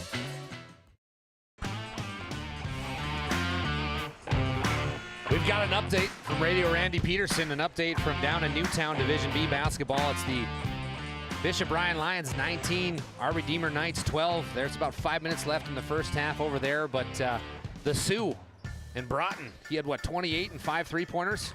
Yeah, we kind of joked. I said 5, that's it. I mean, but he's a heck of a player. Always fun to watch. No shock he had, led the team, I'm sure, with 26 points. The kid can play. He's going to play somewhere next level as the Braves throw it out of bounds. Did it get tipped? No. He very well could. It might be, who knows, football, basketball, baseball, all three? Kid can do all of them. He can. He's a hot ticket, man. We covered him a couple different times in football. He is all that is advertised. That $6 ticket that goes to the school, that is worth every penny, man. And he's got another year. I know. He's a junior. Amazing player. Fisher, speaking of amazing, nice play there from Braylon Fisher, his 6th point of the basketball game. He's a great player, but he's just an outstanding individual. Very good kid, down to earth, very humble kid. His parents raised him right. They say he's a mini Pat Alberts. Wow. Not quite as athletic. Marmum, from what I hear. Marmum gets blocked. Bud Wilkie gets the board. Bud goes up and good. Bud Wilkie sticking with the play. Yeah, and Bottineau needed a bucket bad, like they needed to breathe on this last couple possessions. Happy they could get one going there. Let's see what they can carry into the defense. Yestas back over to Fisher. Fisher down low to Duchesne. Duchesne puts up the tray, no good. And Bud Wilkie, another big rebound. Tioga Medical scoreboard. Braves down 31-17. Emerson Marmum caught fire early. He had 6 in the first quarter, remained scoreless. Tip basketball, but it will be kept by the Braves. Swing it over to Solberg. Solberg back to Wilkie. Braves kind of taking their time with this motion offense. Marmum now on the left wing. He'll drive. Emerson blocked. Blocked again by Crockett. Yeah, great defensive pressure on the perimeter. Fisher finishes all the way, coast to coast. No shock there. 2 minutes left in the first half. Braves taking water. 33-17, they're down. Need a stop, score, stop. Emerson Marmum gets it over to Ty Marmon. Ty, he drives back to Wilkie. Wilkie over to Emerson. Coach St. Clair and the Braves trying to do their best. Wilkie now on the baseline. Down low to Marmon. Marmon up, no good.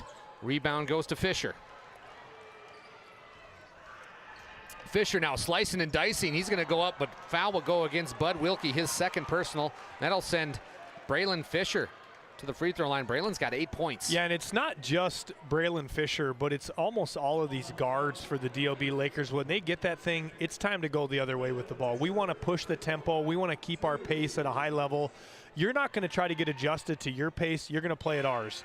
They did it yesterday. They're doing it again tonight. If they win this game, they're going to do it Thursday against Stanley. If you don't come in here ready to run up and down the floor with a ton of effort, they're going to wear you out. Coach Brown with some more substitutions. It's been very interesting to watch Coach Brown going to his bench often tonight. Yeah, he has. It's to me, just again, like you say, Dallas, putting the coaching hat on, not a surprise here. You're for sure playing Thursday no matter what. Right. It looks to me like they're going to carry this into the championship round. I know a lot of basketball left, so I shouldn't speak too soon. But you want these guys to be fresh. They do get a full day, but you want nothing to be left in the tank come Thursday. So you're going to probably take it easy on them today. They go down low to Wilkie. Bud, he's going to be blocked. Crockett, he's got back-to-back blocks. A tie-up here between Christensen and Crockett. Little words spoken to each other.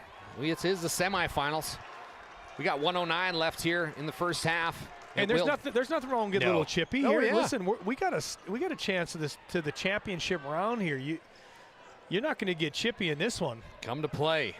Speaking of coming to play, Braylon Fisher leading all scorers with 9. He's got the basketball. Right wing. They find it over to Feller. Feller on the left wing. Back to Crockett. Crockett's been a defensive stalwart, if you will, for the Lakers. It looks to me a little bit of a zone by Bottineau. Fisher no good. Rebound, though, by the Lakers and Schaefer. Schaefer down low to Crockett. Back to Fisher, over to Schaefer. Schaefer, he's been hot. No good, but he gets his own board. We're going to have a foul. Foul will go against the Braves. Connor Gus, if this is his, it's his 3rd personal. Oh, and they cannot afford that one. Oofda. So Kevin St. Clair is going to have to go to his bench, and he's going to bring in Jake Hennings as Schaefer will go to the line. Can't connect on his first, and here he comes. Jennings going to check in for Connor Gus, who picked up his 3rd. Unfortunate circumstances for the Braves. Yeah, it is. Again, you're a player down, so the bench tightens up a little bit as far as depth. And when you get some guys in foul trouble, tightens up even more. But guess what? 0 for 2 from the line. We call that a good foul. Ball don't lie. Heading the other way, Braves now. Find themselves down 34-17, looking to cut into this lead. About a 5-second difference between the shot clock and game clock. Christensen back over to the new player, Hennings. Hennings, ooh, a lot of physical down there. Solberg taking some contact, back to Wilkie. Over to Marmon. Marmon down low to Wilkie. Wilkie, nice move, goes up. Whoa, off the back iron, no good. Rebound, 3-on-1, heading the other way. Lakers, and they're running. Fisher. Nice play. Goes up, no good, gets his own board. Back-to-back offensive boards for Fisher, no good. Couldn't make it. We're going to have a foul going the other way. Jason West says too much physicalness. 2 on Fisher. I'll bet they get him out here just so he doesn't pick up one with about 5 seconds left. Braylon Fisher does pick up the foul. It's going to be a couple really good shots by Hughes on that one. You got to finish.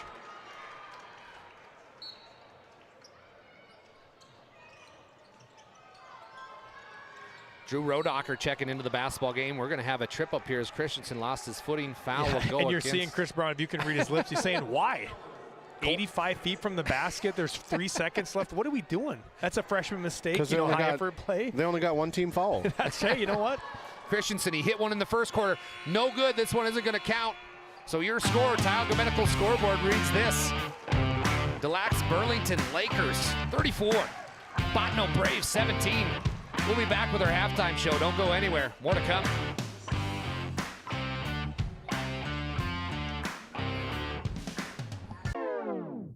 This Game Day Media broadcast is brought to you by Napa Tioga Parts Supply, located at 105 North Main Street in Tioga. Visit napaonline.com. TNT Measurements Incorporated, providing oil and gas allocation meter proving, calibrations, and production facility lack provings. To schedule your proving, contact Derek Thompson at 701-421-1351. At Prairie Home Furnishings of Stanley, featuring some of the best brands in the industry, such as Ashley, La-Z-Boy, and Shaw Flooring, we have something for every room in your home. From furniture to flooring, outdoor living, mattresses, and decor, we truly have everything your home deserves. Shop our everyday low prices locally in store Monday through Friday, 9 to 5:30, and Saturdays from 9 to 4, or shop online anytime at shopphf.com. For all things home, be sure to also follow us on Facebook. At Souris Valley Dental Group, we've been using modern treatment techniques and products to help families smile since 1968. Voted as the #1 dentist in Minot, our team of expert dentists combine their unique areas of expertise and their experiences to create treatment plans that help each individual patient meet their goals. Contact our dental office at 701-419-8900 or visit sourisvalleydental.com to schedule an appointment today. You can count on us to keep your family grinning from ear to ear for many years to come.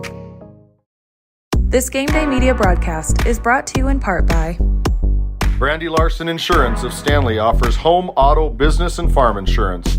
For a quote, call 701-628-1414. Your local Farmers Union insurance agent. Tioga Drug and Soda Shop, located at 106 North Main Street in Tioga. Visit tiogadrug.com. Voted a top 20 critical access hospital in quality, our Level 5 Trauma Center is ready to handle all your emergency needs with our acute stroke ready certification and full lab and radiology departments. Our physical, occupational, and speech therapy providers are available for all your rehab care, and our family practice clinic provides a variety of care including well child and child immunizations. Psychiatric care is available by telehealth, and mental health is available in person. To schedule an appointment, call us at 701-628-2505 or find us on our website at stanleyhealth.org. Montreal County Medical Center, here to help you throughout a lifetime. This Game Day Media broadcast is brought to you by Nessa Consulting, located in Tioga, North Dakota. Visit nessaconsulting.com. United Quality Cooperative is your local co-op offering propane and bulk fuel delivery, as well as ag, feed, and livestock equipment with brands including AeroQuip, Payback, and High Qual. Shop our locations in Newtown, Parshall, Ross, and Keene, or check us out at our website at www.uqcoop.com. While being the largest leaseholder in the Bakken, Continental Resources believes that we are among the most efficient and cost-effective producers of oil and natural gas on the planet. One of the most effective ways of putting action behind our values is by giving to those communities in which we operate. American Energy is a huge contributor of tax revenue to local, state, and federal governments, an economic catalyst, and a job creator. If you want to work in an environment that encourages teamwork and putting your ideas into action, visit CLR.com to start your new career today. Welcome back to the campus of Minot State University here at the Dome. I'm Dallas Hansen along with Pat Alberts, executive producer David Peterson. We've got the number 2 seed Des Lacs Burlington Lakers up big on the Tioga Medical scoreboard, 34-17 against the Braves. We got some stats here for you. We're going to start off with the 3-seeded Braves. Emerson Marmon started off quick with 6. Taylor Christensen's got 5. Ty Marmon's got 4. And they rounded out with my guy Bud Wilkie. He's got 2. Looking over at the Lakers, they are the 2 seed and they look good in the first half. Colton Feller, he's got 2. Next up is Braylon Fisher, 9. Paxton Eastos, he's got 7. Levon Duchesne's got 5. Jacob Schaefer's got 9. 3 3-pointers, though, for Jacob Schaefer, the sharpshooter. And Jace Crockett's got 2 to bring our halftime score to 34-17 Lakers. Pat, let's talk about the leaders of the scoreboard right now, the Lakers. What do you think so far? Yeah, no real shock here. Jake Schaefer, Braylon Fisher, both of them shooting a pretty high percentage. 1 from 3, 1 from 2. But really, Braylon Fisher, to me, we talked about it at the break. 9 points, 4 rebounds, 1 assist, 2 steals, 1 block. He's all over the place. Yeah. Again, he was our player of the game yesterday. He's well on his way to be doing it again today. When you're a coach and you've got a kid like that you can lean on to fill up a lot of those stat categories, it makes life a lot easier. But again, Jake Schaefer shooting well, 3 for 5. I look for both of those guys to really kind of extend here in the second half. And let's talk about the Braves. Coach St. Clair, you're dealing without one of your all-stars. Carson Hare not playing tonight. How do you get yourself back in the ballgame? Again, it's really tough. You can't ever replace a guy like that. You could, I know it's, coach speak. Let's say you're in the locker room saying it's next man up. Well, listen, he's scoring 25 points a game for a reason. He's a possible Mr. Basketball candidate for a reason. The thing that I really like and don't like, let's call it here, okay? I like the effort. I like the intensity. I like the shot selection for the most part by the Braves. 2 things I don't like. 1, they have not shot a free throw in the first half. 0 for 0. To me, you got to start getting downhill a little more. You need to get to the free throw line. Adjust your offense accordingly. Look to attack a little more. And then the other is the 3-point line. Again, they're 3 for 8, shooting an okay percentage. To me, I think you need to start shooting a few more 2s, a few less 3s. Try to get to the line a little more and attack. We're going to talk about our Brad Johnson Insurance Player of the Game. This is a big one, and we've had a lot of fun so far picking these guys up. But we had a dual one. Last one, it was the Stanley Blue Jays, the 1 seed.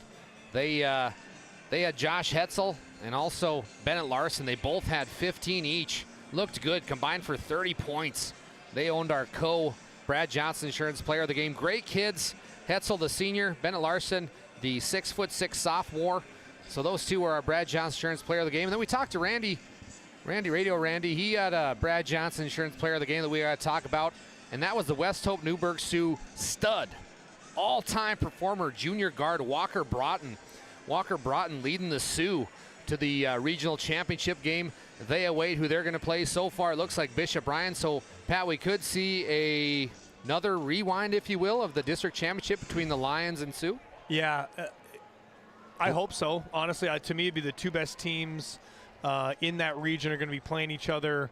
Ryan has 2 wins on him this year, but I always like to say it's tough to beat a good team 3 times. That's going to be a heck of a game if Bishop Ryan can pull this one out against our Redeemers. Lions are up 31-21 against the Knights at halftime. We've got about 2 minutes before the second half tips off down here at the Dome. We're going to take some commercial breaks. Appreciate all the sponsorships that everyone done and pay tribute to them with some commercials. While being the largest leaseholder in the Bakken, Continental Resources believes that we are among the most efficient and cost-effective producers of oil and natural gas on the planet. One of the most effective ways of putting action behind our values is by giving to those communities in which we operate. American Energy is a huge contributor of tax revenue to local, state, and federal governments, an economic catalyst and a job creator. If you want to work in an environment that encourages teamwork and putting your ideas into action, visit CLR.com to start your new career today. Growing family? The City of Ray has shovel-ready lots available, 12,000 to 20,000 square feet. The lots are free of any special assessments. Right on Highway 2, we offer convenient travel and connections, as well as access to our amazing education system. Your family's future is important to us. Let us help you with that first big step. Contact Rhonda at 701-568-2204 or stop by City Hall at 101 Main Street in Ray. Think of Ray when planning your future. Invest in a community that invests in you. Welcome back to the Mecca of basketball. It's the Dome here at Minot State University. Hey, if you're watching us on YouTube, make sure you give us a like, share with friends and family, whoever, even people you don't like. Go ahead and share it. We appreciate the time, and go ahead and subscribe as well. It's Game Day Media ND. And that's just a simple search, Game Day Media ND, and like us on YouTube, share, and helps us out here on YouTube land, and as well as Facebook. Facebook's pretty simple, just Game Day Media, and we put all kinds of posts up on our Facebook page with our Brad Johnson Insurance Player of the Games, so you can share those. And our main idea here with David and Randy Pearson, when they came up with this idea, was to promote Northwest North Dakota. And that they have. That they have, and they've done a good job, but we find ourselves at the Dome, and it's been fun to watch Game Day Media explode as we've got 1,100 viewers so far right now tonight live, Pat. Does that add anything? Are you nervous, Pat? You know what? I'm not. I feel like I don't want to say born for this, but I love this. I'm having fun. 2 things I love the most, and my wife will laugh when I say this. I love basketball. Yep.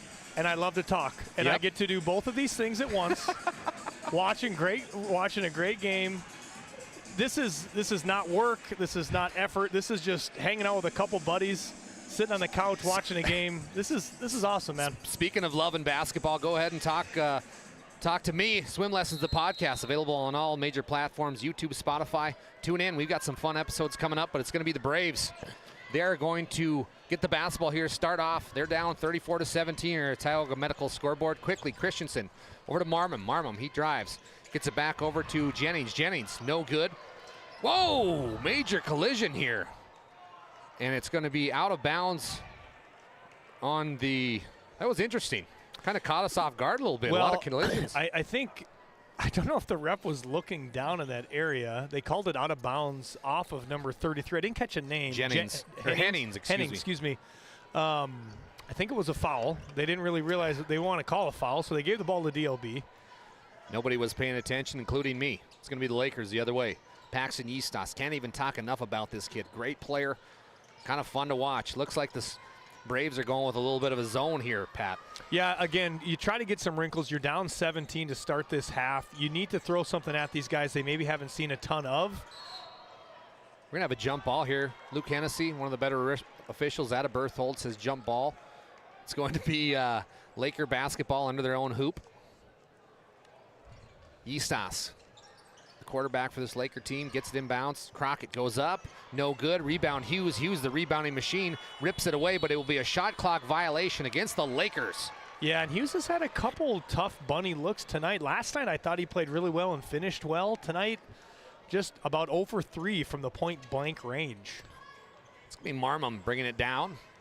He had a great first quarter, 6 points, remains scoreless, hasn't scored since the first quarter, about 3 minutes in. Christensen back over to Marmon. Marmon puts up the tray, no good. Interesting, Pat. Also, Jake Hennings is getting the start. Yeah, we've got 3 fouls. I can't remember, again, I'm losing the name, but the other starter that started for these guys, I think you're going to buy a couple minutes here with Hennings and just see where you end up.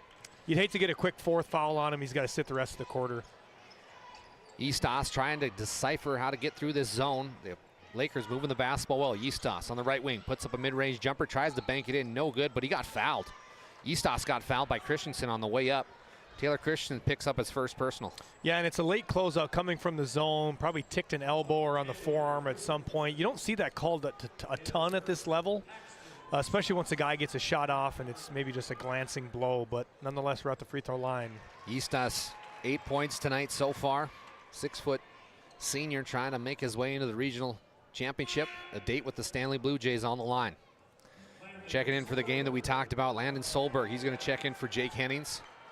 Hennings takes the seat for Coach St. Clair. Coach St. Clair doing a great job with these Braves, going without their stud, Carson Hare. They've shown a lot of heart staying in this game so far. It's going to be Emerson Marmon heading the other way. The freshman, wheeling the Braves back into the ballgame. Back over to Christensen, top of the key, takes the screen from Wilkie. Christensen drives, throws it out of bounds, though, uncharacteristic. We're going to have a, it will be Laker basketball. Referees took a minute to decipher that. Yeah, not a great start here by the Braves in this third quarter. A little bit out of sorts on the offensive side of the basketball, which is really where they need to get super efficient, and it's just not going their way right now. Eastos now on the left wing, hands it over to Crockett. Crockett back to Eastos. Eastos, baseball pass over to Schaefer. Schaefer back over to Eastos. Lakers passing the basketball exceptionally well, moving against this zone. Cuts right through Fisher, slicing and dicing. He's going to go in line for one more. Yeah, and so the athleticism is one thing, right, that Fisher possesses, but he also has a really quick first step. He can find that angle quickly. He gets his front foot out in front of your defensive hip, let's call it, and he finishes really well. Can't complete the three-point play. Bud Wilkie just picked up his 3rd personal. Marmon, he's trapped. Gets it back to Emerson Marmon. Emerson just barely gets it across. Emerson now back over. Put up the tray. Nice shot there by Solberg. Solberg connecting his first points of the basketball game. Yeah, and Hughes with a late closeout. Again, not a great matchup for him, especially going against a decent shooter. Got to close out just a little harder on those ones. Lakers playing hot potato around the three-point line as this zone for the Braves working so far. Back over to Eastos on the right wing. Eastos. Hughes is playing that high post position. Back over to Eastos now, 10 seconds on the shot clock, 5:17 left in the third quarter. Crockett now on the baseline, he drives, spin move. Back over to Fisher. Fisher puts up the tray, catches all air. Rebound goes to Solberg and the Braves. Yeah, just not a great possession by DLB. Again, they do not have many of those.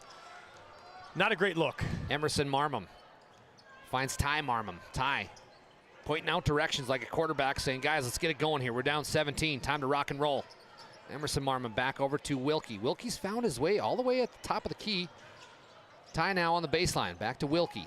Wilkie who plays inside. Back over to Christensen on the left wing. Christensen trying to drive. 5 seconds on the shot clock. The Braves got to go. 4, 3, Marmon for 3. Ooh, almost got that one. Bud Wilkie, though, is there. Oh, and we get stolen away by Schaefer. Yeah, Schaefer, right place, right time. Just a kind of a fumble there by Wilkie. All of a sudden, Brandon Fisher is limping a lot. I wonder if he had that corner 3 he shot with about 5 seconds left. I wonder if it's affecting him the way he came down. Timeout on the floor. We'll take time as well. Tioga Medical scoreboard. Lakers 37, Braves 20. Located in Crosby, North Dakota, Brad Johnson Insurance has been helping clients find insurance coverage since 1986. Our team is passionate about serving the community in which we live and pride ourselves on getting to know our clients to best serve their needs. Our staff is active in the public and strives to better our community through participation, involvement, and by supporting area events and youth programs. For a quote, visit bradjohnsoninsurance.com or call 701-965-4200 today. Welcome Welcome back to the Dome. Pat, what were you talking about during the break? You know what? I got 3 beautiful children at home, but let me tell you what they don't do well is clean up. I got a toy room that looks like it could be on an episode of Hoarders. You guys got anything for that? Hey, I got Property Purge LLC. It's owned by Levi Solom. Call Property Purge. No job, big or small. They'll come clean out anything, whether it's junk, extra clothes, whatever you need. Levi Solom, 701-641-1264. Call Levi. Property Purge LLC out of Ray. It's going to be a rugby scrum here. Picked up, though, by the Lakers. Nice play. Colton Feller, the junior. He's going to drive. We're going to have a offensive charge. Offensive charge taken by Christensen. Nice play. Yeah, and Feller comes down hard, grabbing his left knee, a lot of contact. He's limping pretty hard here. Yeah, he is. We might have to get. We got Fisher out. He's banged up. Feller's out. He looks banged up. Rodacher steps in. Feller's got 2 tonight. Rodacher comes in for Feller. Feller taking a seat on the bench, seeking some medical attention. Christensen now for the Braves. They're down 37-20. Wilkie back to Christensen. Crosses the half-court line. This big, beautiful Minot State Beaver here at the Dome. Gets it back to Emerson Marmon. Over to Christensen in the corner. Christensen passing the basketball around here for Coach St. Clair and the Braves. Trying to figure out, make a little run here with 3:36 left in the third quarter. Driving is going to be picked off. Schaefer heading the other way. Goes up. Strip. Nice play, though. We're going to have, he stepped out of bounds, turnover against the Lakers, and Chris Brown not happy with his squad. Yeah, Hughes with a really nice heads-up play, but again, keeps the ball low, allows the defender to grab it. Rodacher tries to pick it clean, but he's stepping out of bounds. Turnover either way.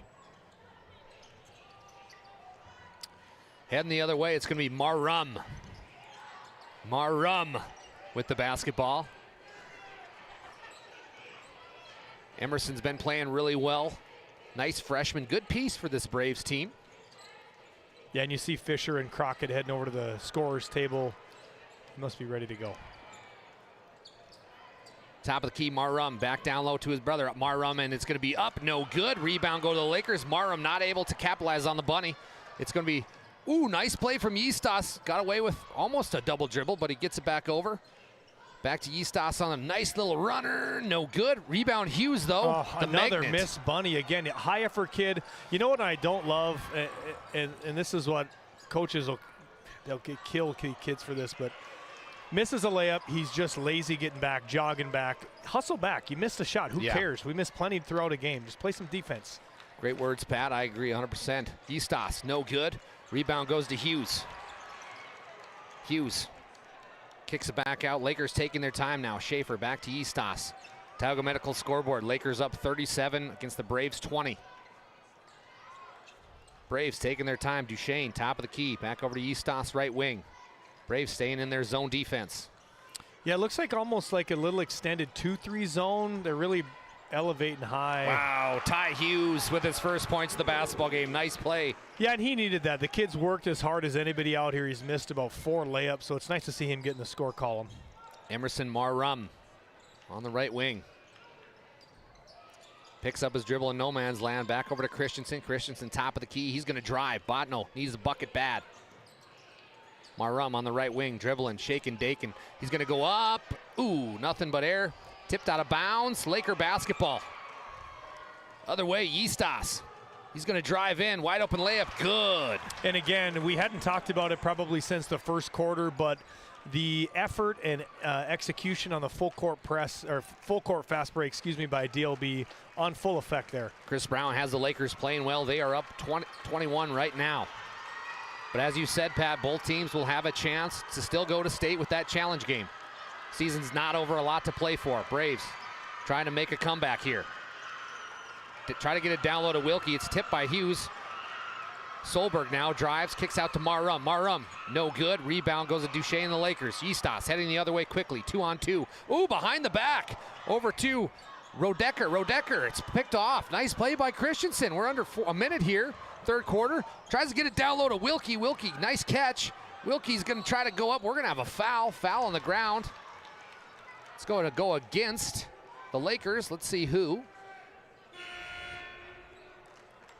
Yeah, and Crockett and Fisher sat there for what they probably felt like was an eternity waiting for a whistle.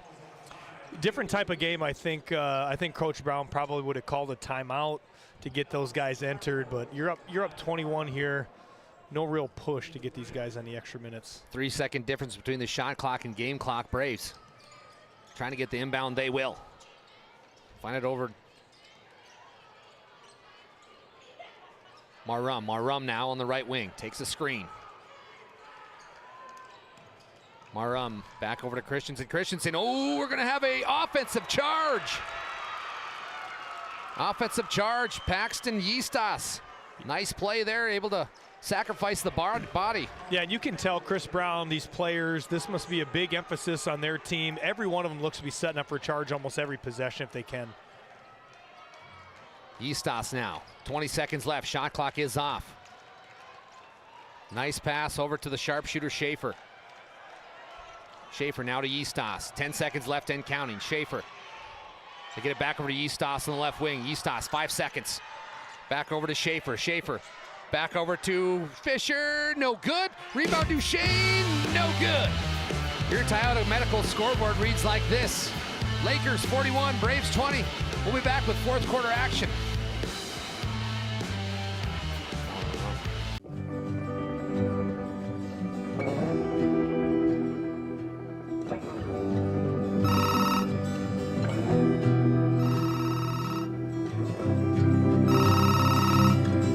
Hey, buddy. Hi, Dad. Can you hang out with Grandpa for a bit? I'm down in the barn. Sounds good. Okay, I'll be up there in a bit. RTC Networks capture cameras. Keep an eye on what you care about.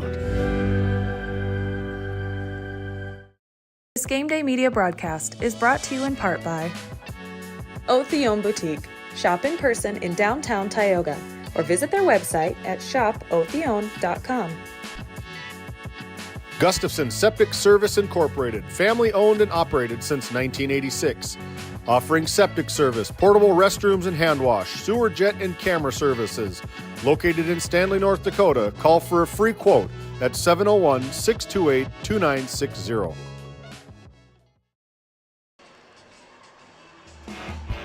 We got an update from Division B.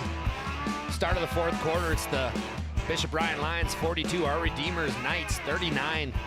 Randy Peterson, what was the name of the other gentleman on the call? Carter Valier. Someone I know very well, a brother-in-law of mine. There you go. His wife, my wife, her sister's great guy. They're on the call down there. Seeing some great basketball down in Newtown. Audio-only coverage, as will be the Braves. Inbounding the basketball to Christensen. Christensen, top of the key, takes the screen from Wilkie. Christensen drives, kicks it out to Alex, no good. Rebound Yeastas, and he's off to the races. Yeastas, left-hand layup up. No good, misses it. We're going to have a foul, though. Foul as Jason West seen something on the court. We'll wait to see his official signal. Looks like a bump on a rebound here. 13, Schaefer. Jacob Schaefer, his first personal, first team foul. Yeah, just comes sliding in a little too heavy on the rebound. But you like the effort. As a coach, I can live with those types of fouls. Oh, yeah, 100%. Emerson Barham, top of the key, puts up a jumper. No good. Rebound goes to Duchesne. Duchesne quickly the other way. 3-on-1 for the Lakers. Back over to Schaefer. Schaefer up and good. Jacob Schaefer. And we talked about it pregame, talked about it first quarter. We're talking about it again. DLB gets the ball, and they are off. Who can I beat down the floor is what they're trying to compete against each other with. Ton of easy buckets. We're going to have a foul here. Foul will go against Paxton Yeastas, his first personal. It's going to send Alex to the line. He'll shoot a pair. First one is up and good. Nice shot. Parmalau scoring his first points of the basketball game. Makes the score 43-21. Braves up. Or Braves down. Excuse me. It's been a long couple days. Had a lot of basketball here. He connects 2 for 2. Yeah, not surprised here. A little full court pressure by the Braves. They got to be careful, though, because you might give up some easy ones. Yeastas like down low. Crockett goes up and good. And Jace Crockett having a nice game. Not necessarily scoring all the points. That's only his fourth, but he's been all over. Yeah. He has, and he does a lot of the little things that don't really show up on a scorebook. Plays great defense. Rebounds when he needs to. Connor Gus went up with a nice little baseline jumper, and he gets fouled. He'll go to the line for a pair. So Connor Gus, he's played pretty well tonight, defensively, offensively, trying to make his presence known, looking for his first points of the basketball game. Yeah, and again, I don't like, I don't hate the effort and not quitting on this game from the Braves. They haven't shown that at all. They've been fighting all night. Yeah. Obviously down a great player in Carson Hare. These guys have elevated some of their game and a couple of shots here and there, and I think this is a different ball game.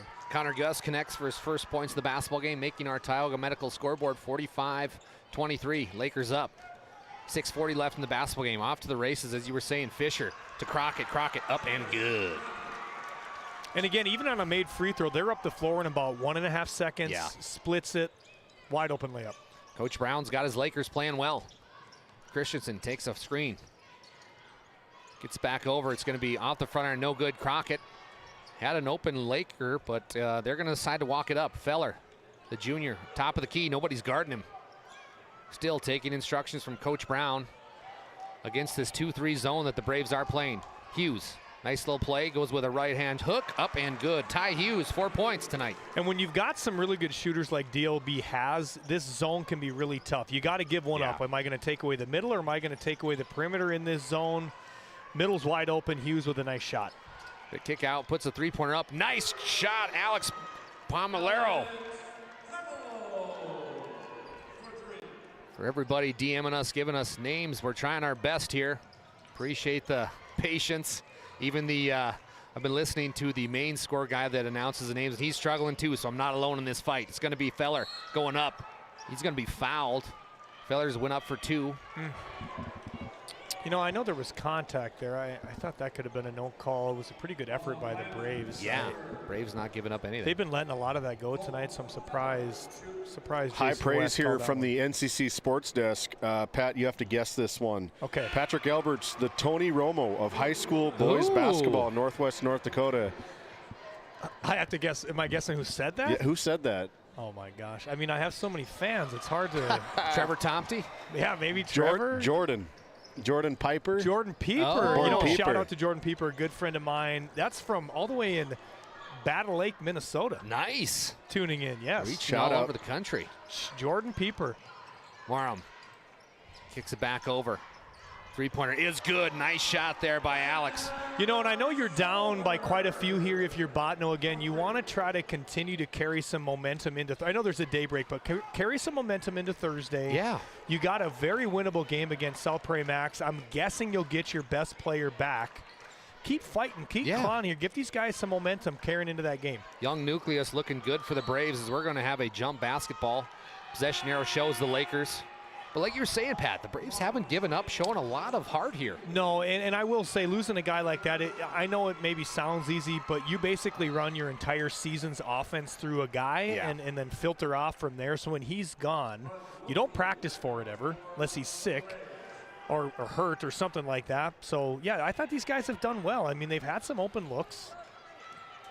Wide open is Crockett. He goes up and good, and that was an easy layup drill style play. Just lost track of him. Tioga Medical scoreboard. Lakers 53, Braves 29. 4:40 left in the ball game. Christensen going to get the foul call as a block will be charged against the Lakers. Christensen's slow to get up. Yeah, kind of a late slide there by DLB. I think it was, what number we got here? Number 22? Justice Hughes picking up his first personal. Yeah, Hughes just late on the rotation. 4th team foul against the Lakers. Christensen to the line for the pair. Misses the first one. Taylor Christensen, 6'1" senior. Played his heart out tonight. Done a lot of different things offensively. He's handled the basketball defensively. Had to guard some of the tougher players. He connects, though. His point total is 6 for the evening. We're going to have a timeout on the floor. Timeout goes to St. Clair and the Braves. We'll take one as well. We're going to have actually a few mentions here. We're going to go with Brevera Bank, proud supporter of the Stanley community and Stanley Blue Jays, helping you, our customer, forge new paths to achieve your financial goals. Call Brevera Bank today. Also going to talk about United Quality Cooperative.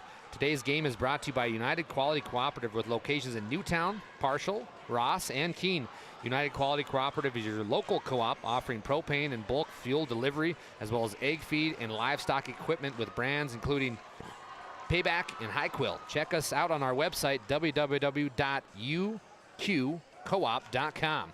Tioga Drug and Soda Shop as well. Your debut, 2 points for Travis Peterson. Yeah, and you always like to see these. Nice play there from Peterson. Peterson scores. Travis making his debut, 2 points for Travis Peterson. Yeah, and you always like to see these subs get a couple points now and then. Young kids might never get a chance to play here again, so it's kind of cool. Getting an opportunity to play in the Dome. Smith now for the Lakers. Rodocker kicks back over to Smith. Smith drives baseline. He's going to have a foul. Foul will go on the ground. It's going to be under the own Laker basket. Lakers will take it out here with 52 seconds left. Pat, I'm going to let you take it over. I'm going to head down to interview the Brad Johnson Insurance Player of the Game and the winning coach. All you, Pat. Thanks, Dallas. 50 seconds left in this game. DLB will inbound under their own basket. Number 22, Hoos, will look to enter it in. Discussion from the refs.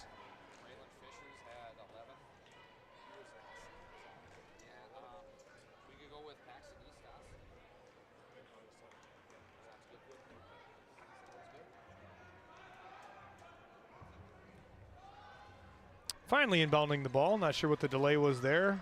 Refs had a discussion. Inbound to Rodocker. Just can't quite control it as that one trickles out of bounds. For the Lakers, it'll be Braves basketball. Brudwick will inbound as George brings it up the floor. For the Braves, looking to get maybe one more shot attempt here before the Lakers will dribble it out. High weave, BYU-esque. Great motion here, but again, Rodocker picks up the steal. He's going to go all the way in. 4-2. The junior with a nice scoop and score for the Lakers as the Braves come in with about 20 seconds left. Pass to the wing to Brudwick, and the ball is out of bounds, caught out of bounds by number 5 for the Braves, Peterson, and I think we'll just get a dribble out here by the Lakers, get it across half court, and that will do it.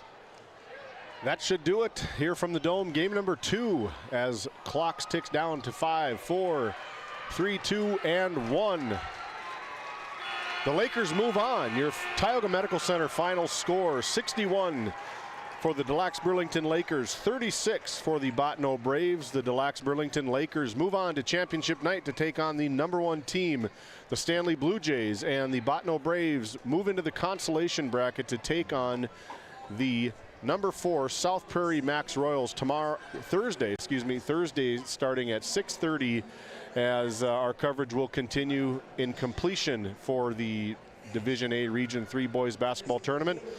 We're going to take a quick timeout. We'll be back. Dallas Hansen's wrapping up with our D&L Paraffin postgame show, looking for our Brad Johnson Insurance Player of the Game. Try catch up with Mr. Chris Brown, the winning coach for the DLB Lakers. We'll be back after this timeout. At NCC, Northwest North Dakota is our backyard. The individuals and businesses who rely on NCC's services aren't just our customers. You're our neighbors, our friends, and our families.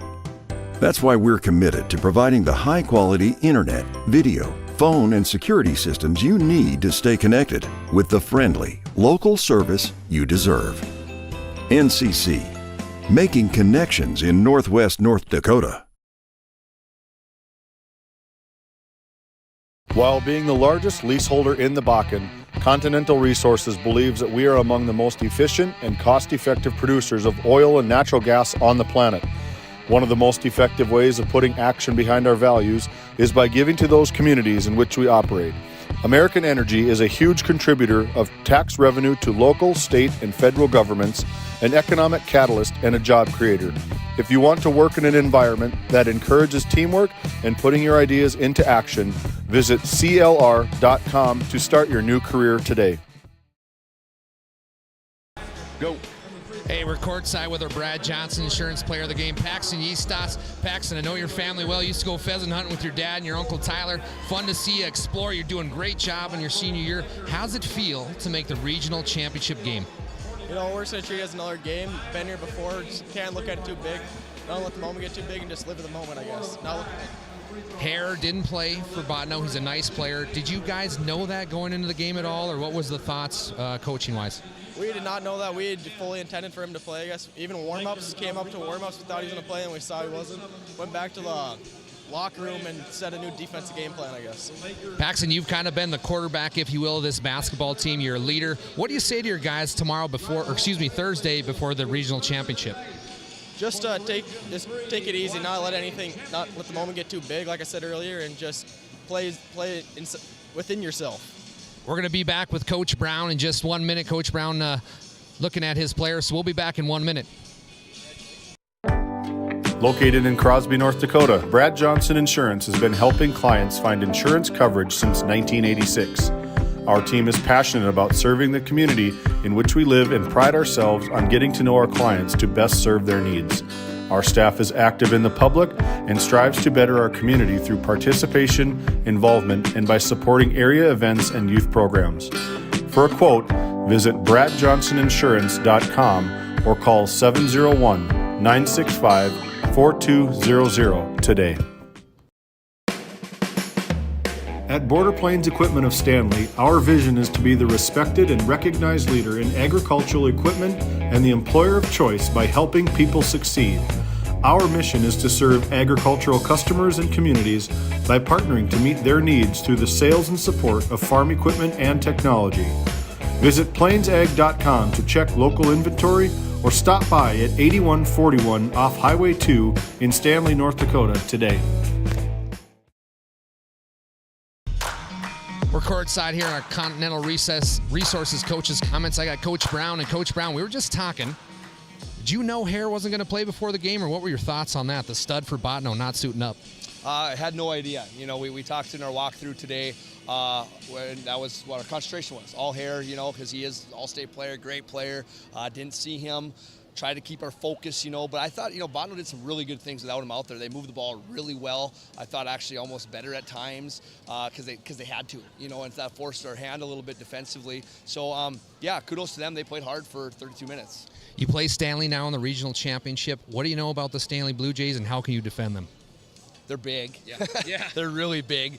So, you know, we kind of started inside out. You know, last time we played them, I thought we did a pretty good job on their post, but then their guards ate us up. So they're so balanced, and so they're an animal. So we got to come up, come ready to play, and hopefully just play our game and, you know, see what happens Thursday. You guys have been dominating this tournament so far. A lot of big wins here for you, 20-plus points. How do you get the team now that you're playing a good team, the Stanley Blue Jays, kind of up the ante, if you will, a little bit? You know, I told you yesterday, we want to keep playing our best get better every single day. And so hopefully we can still get a little bit better tomorrow, working up to Thursday, and hopefully we're ready for them. You heard it here first. Coach Brown, congratulations. Good luck on Thursday night. Thank you. Thank you.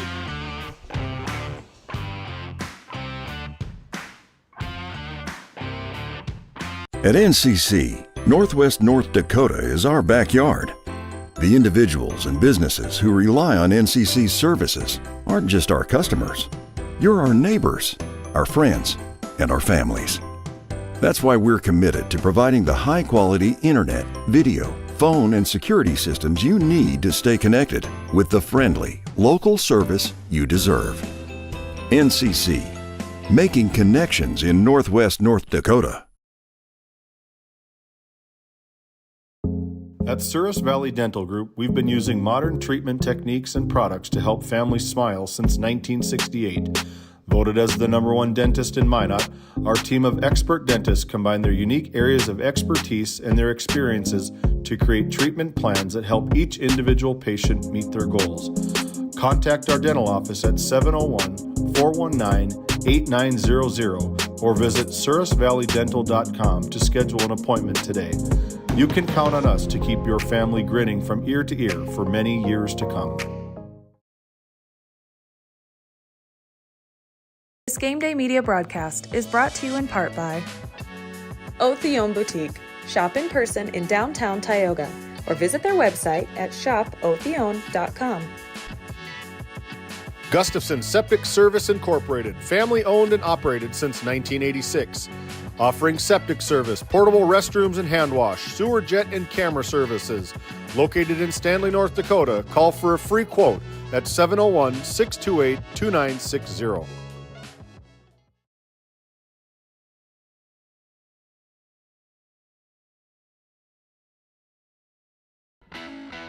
At Tioga Ace Hardware, our store is a member of the largest retailer-owned hardware cooperative in the industry. We are all committed to being the helpful place by offering our customers knowledgeable advice, helpful service, and quality products. As the helpful hardware folks in your community, we promise that helping you is the most important thing we have to do today. Shop the biggest brands all under one roof at 119 North Main Street in Tioga, or shop online at acehardware.com. Welcome back to the Dome. Here we've got closing thoughts as the Burlington Lakers were successful against the Bottineau Braves with a final 61-36. Before we get to stats, I want to thank James Myers and Owen Miller, our cameramen tonight. Without them, tonight would have been possible. Shout out to those two young kids with bright futures, both from Tioga High School. We're going to start off with the Bottineau Braves. Emerson Marham, he had 7. Travis Peterson had 2. Taylor Christensen had 6. Landon Solberg had 3. Ty Marham had 4. Bud Wilkie had 2. Connor Gus had 1. And Alex Palmereno had 8. Looking over at the Lakers, who are going to play the Blue Jays in the championship. Colton Feller had 4. Braylon Fisher had 11. Our Brad Johnson Insurance Player of the Game, Paxton Eastos, he had 10. Levon Duchesne had 7. Drew Rodacker had 2. Jacob Schaefer had 13.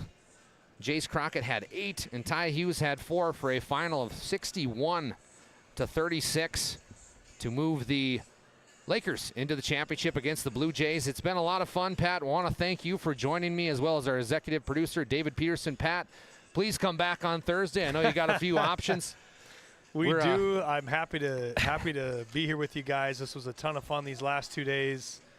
Should be a lot of fun on Thursday, man. I can't wait to see this first, the first real-time, let's say, play-in status, the play-in type of game to get to this Saturday. It's kind of cool. I love the format. I think it really provides the best teams to be in the state tournament. So we're going to take a quick look at our Division A bracket here as we close up shop. As the two teams, two of the better teams, the 1 versus 2 in our championship, it's going to be the Stanley Blue Jays. They're going to face off against the lax Burlington Lakers. And they've actually played. Oh, excuse me, never mind. We got a little technical difficulties here. As those who play for the championship, Stanley, they beat South Prairie 52-30 earlier today, which was a fun one. And then Delax, they just beat Bottineau 61-36. Those two will face off in the championship. And then the play-in game is going to be South Prairie Max Royals versus the Bottineau Braves. Promises to be a good one. We're going to have both games here Thursday night. Tip-off at 6. Our pregame show will start about 5:30 p.m. So join us on Thursday evening as hopefully myself and Pat Alberts will be on it. But if not, David Peterson will step in, do a fantastic job. And we're going to take a look at the Division B bracket. We know a lot of our viewers like Division B, as it's going to be a great championship game between the Bishop Bryan Lions and the West Hope Newburgh Sioux. TGU and West Hope, they matched up today. That final was 65-54. West Hope came out on top.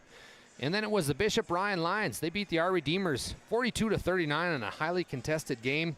So that'll face off those two in the championship. And then the TGU Titans, they're going to play the Our Redeemers in that play-in game. And that's at what time, David?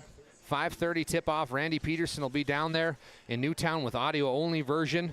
So if you want to listen to Radio Randy, I highly suggest. He's a legend. So tip-off will be 5:30 in Newtown. But if you can and you want audio and video, join us here on game day. We're going to be live from the Dome again on Thursday. Pre-game show at 5:30.